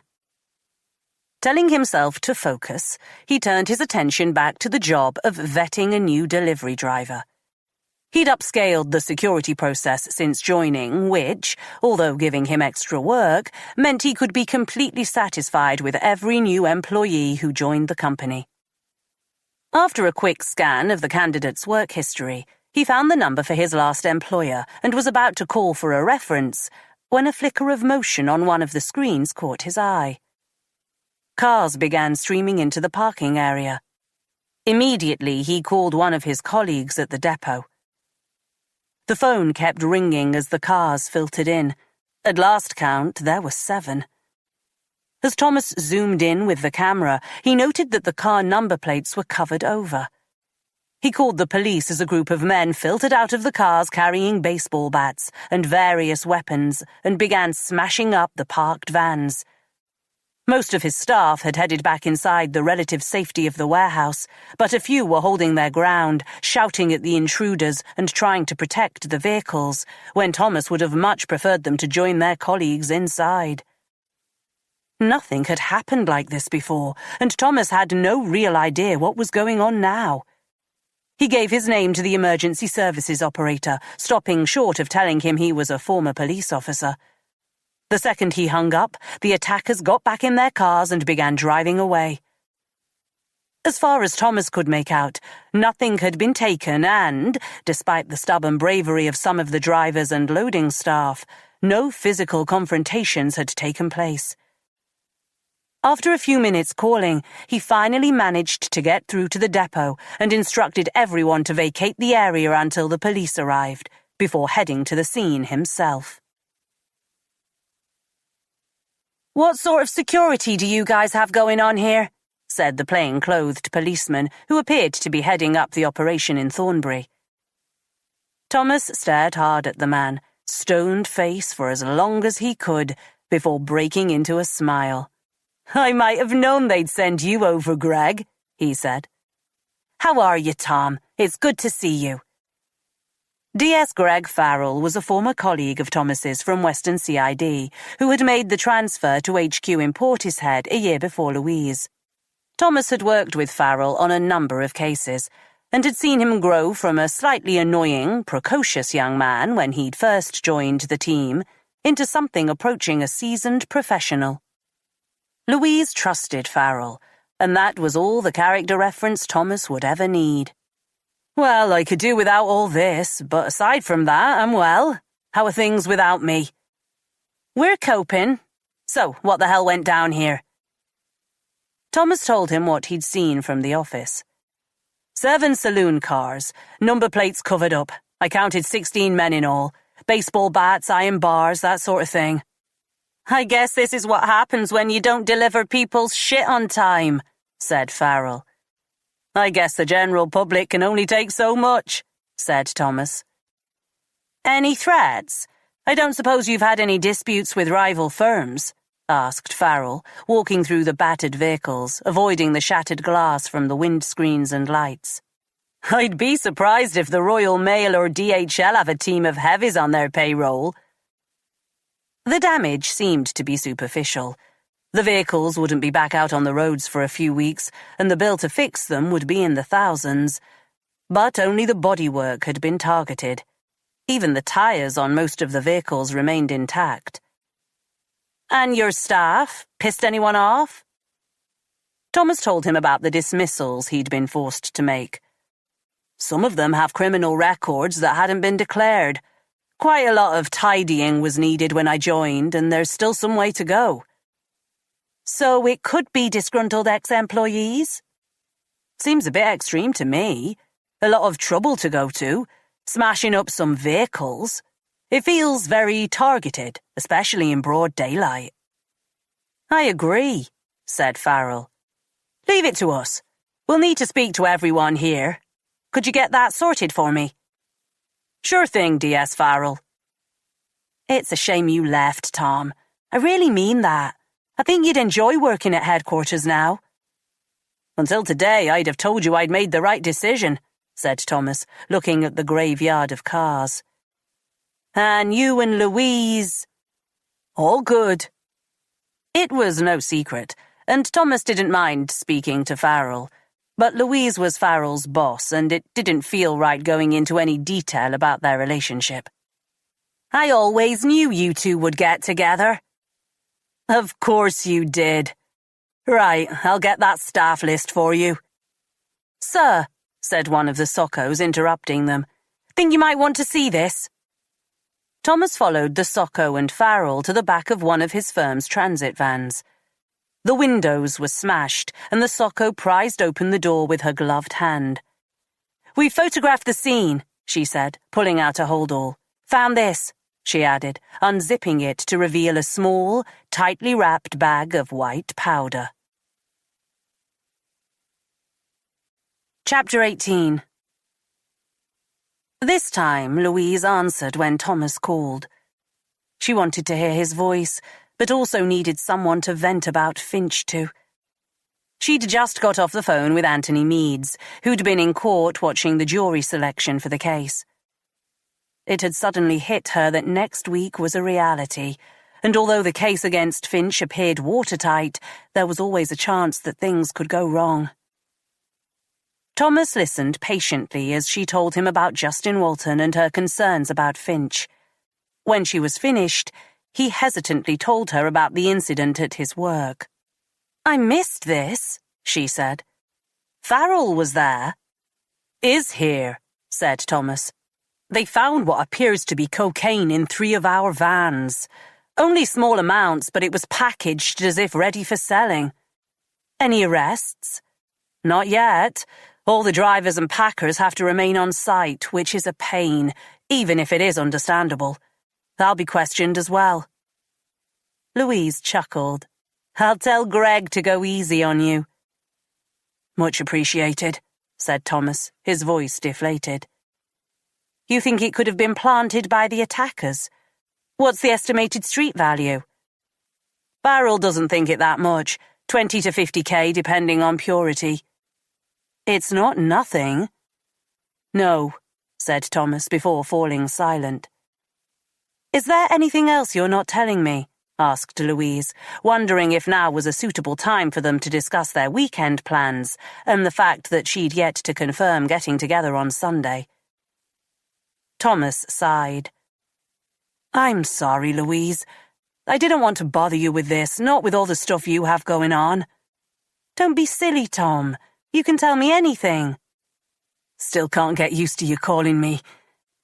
Anyway, Tanya Elliott was here. Louise swore under her breath. This is like the bad old days when she was like my shadow. What did she want? She'd been tipped off about the incident naturally. Started questioning me about a drug smuggling operation being carried out from here. I hope you told her where to go. I did, but you know how she is. Won't shut up. Started asking me if a rival gang did this. I wouldn't worry. It's the way she works. Grasps at straws until she finds one she can hold on to. Normally, I wouldn't have minded, but then she mentioned you. Did she? Said Louise, heat rising to her face. Asked if we were in a relationship. Obviously, it was no comment all the way. Then she started going on about Finch's court case. I think she's going to run with this.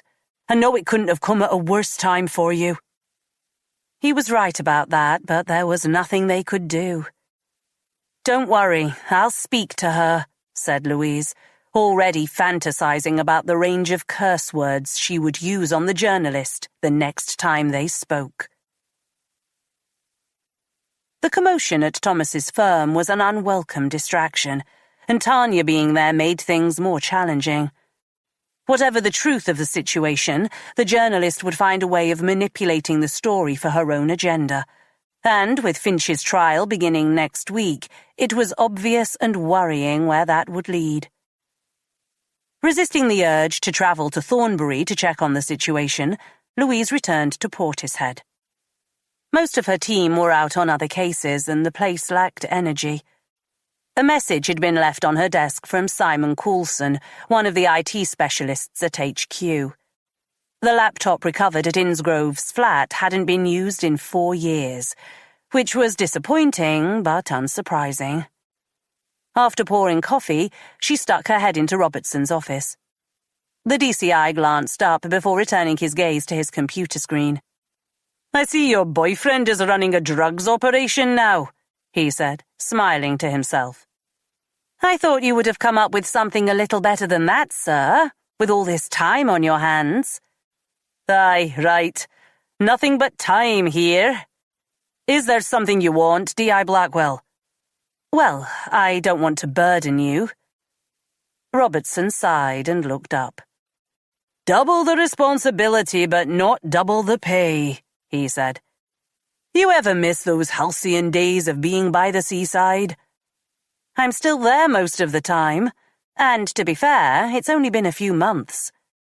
Feels like a lifetime. What's up? Louise took a seat. Her boss had red eyes and a couple of days of fine grey stubble on his face. The move had been an adjustment for all of them, and, like her, Robertson had yet to find his equilibrium. She told him what she'd heard from Thomas and the latest developments in Weston. It didn't take Robertson long to work out what she really wanted to talk about.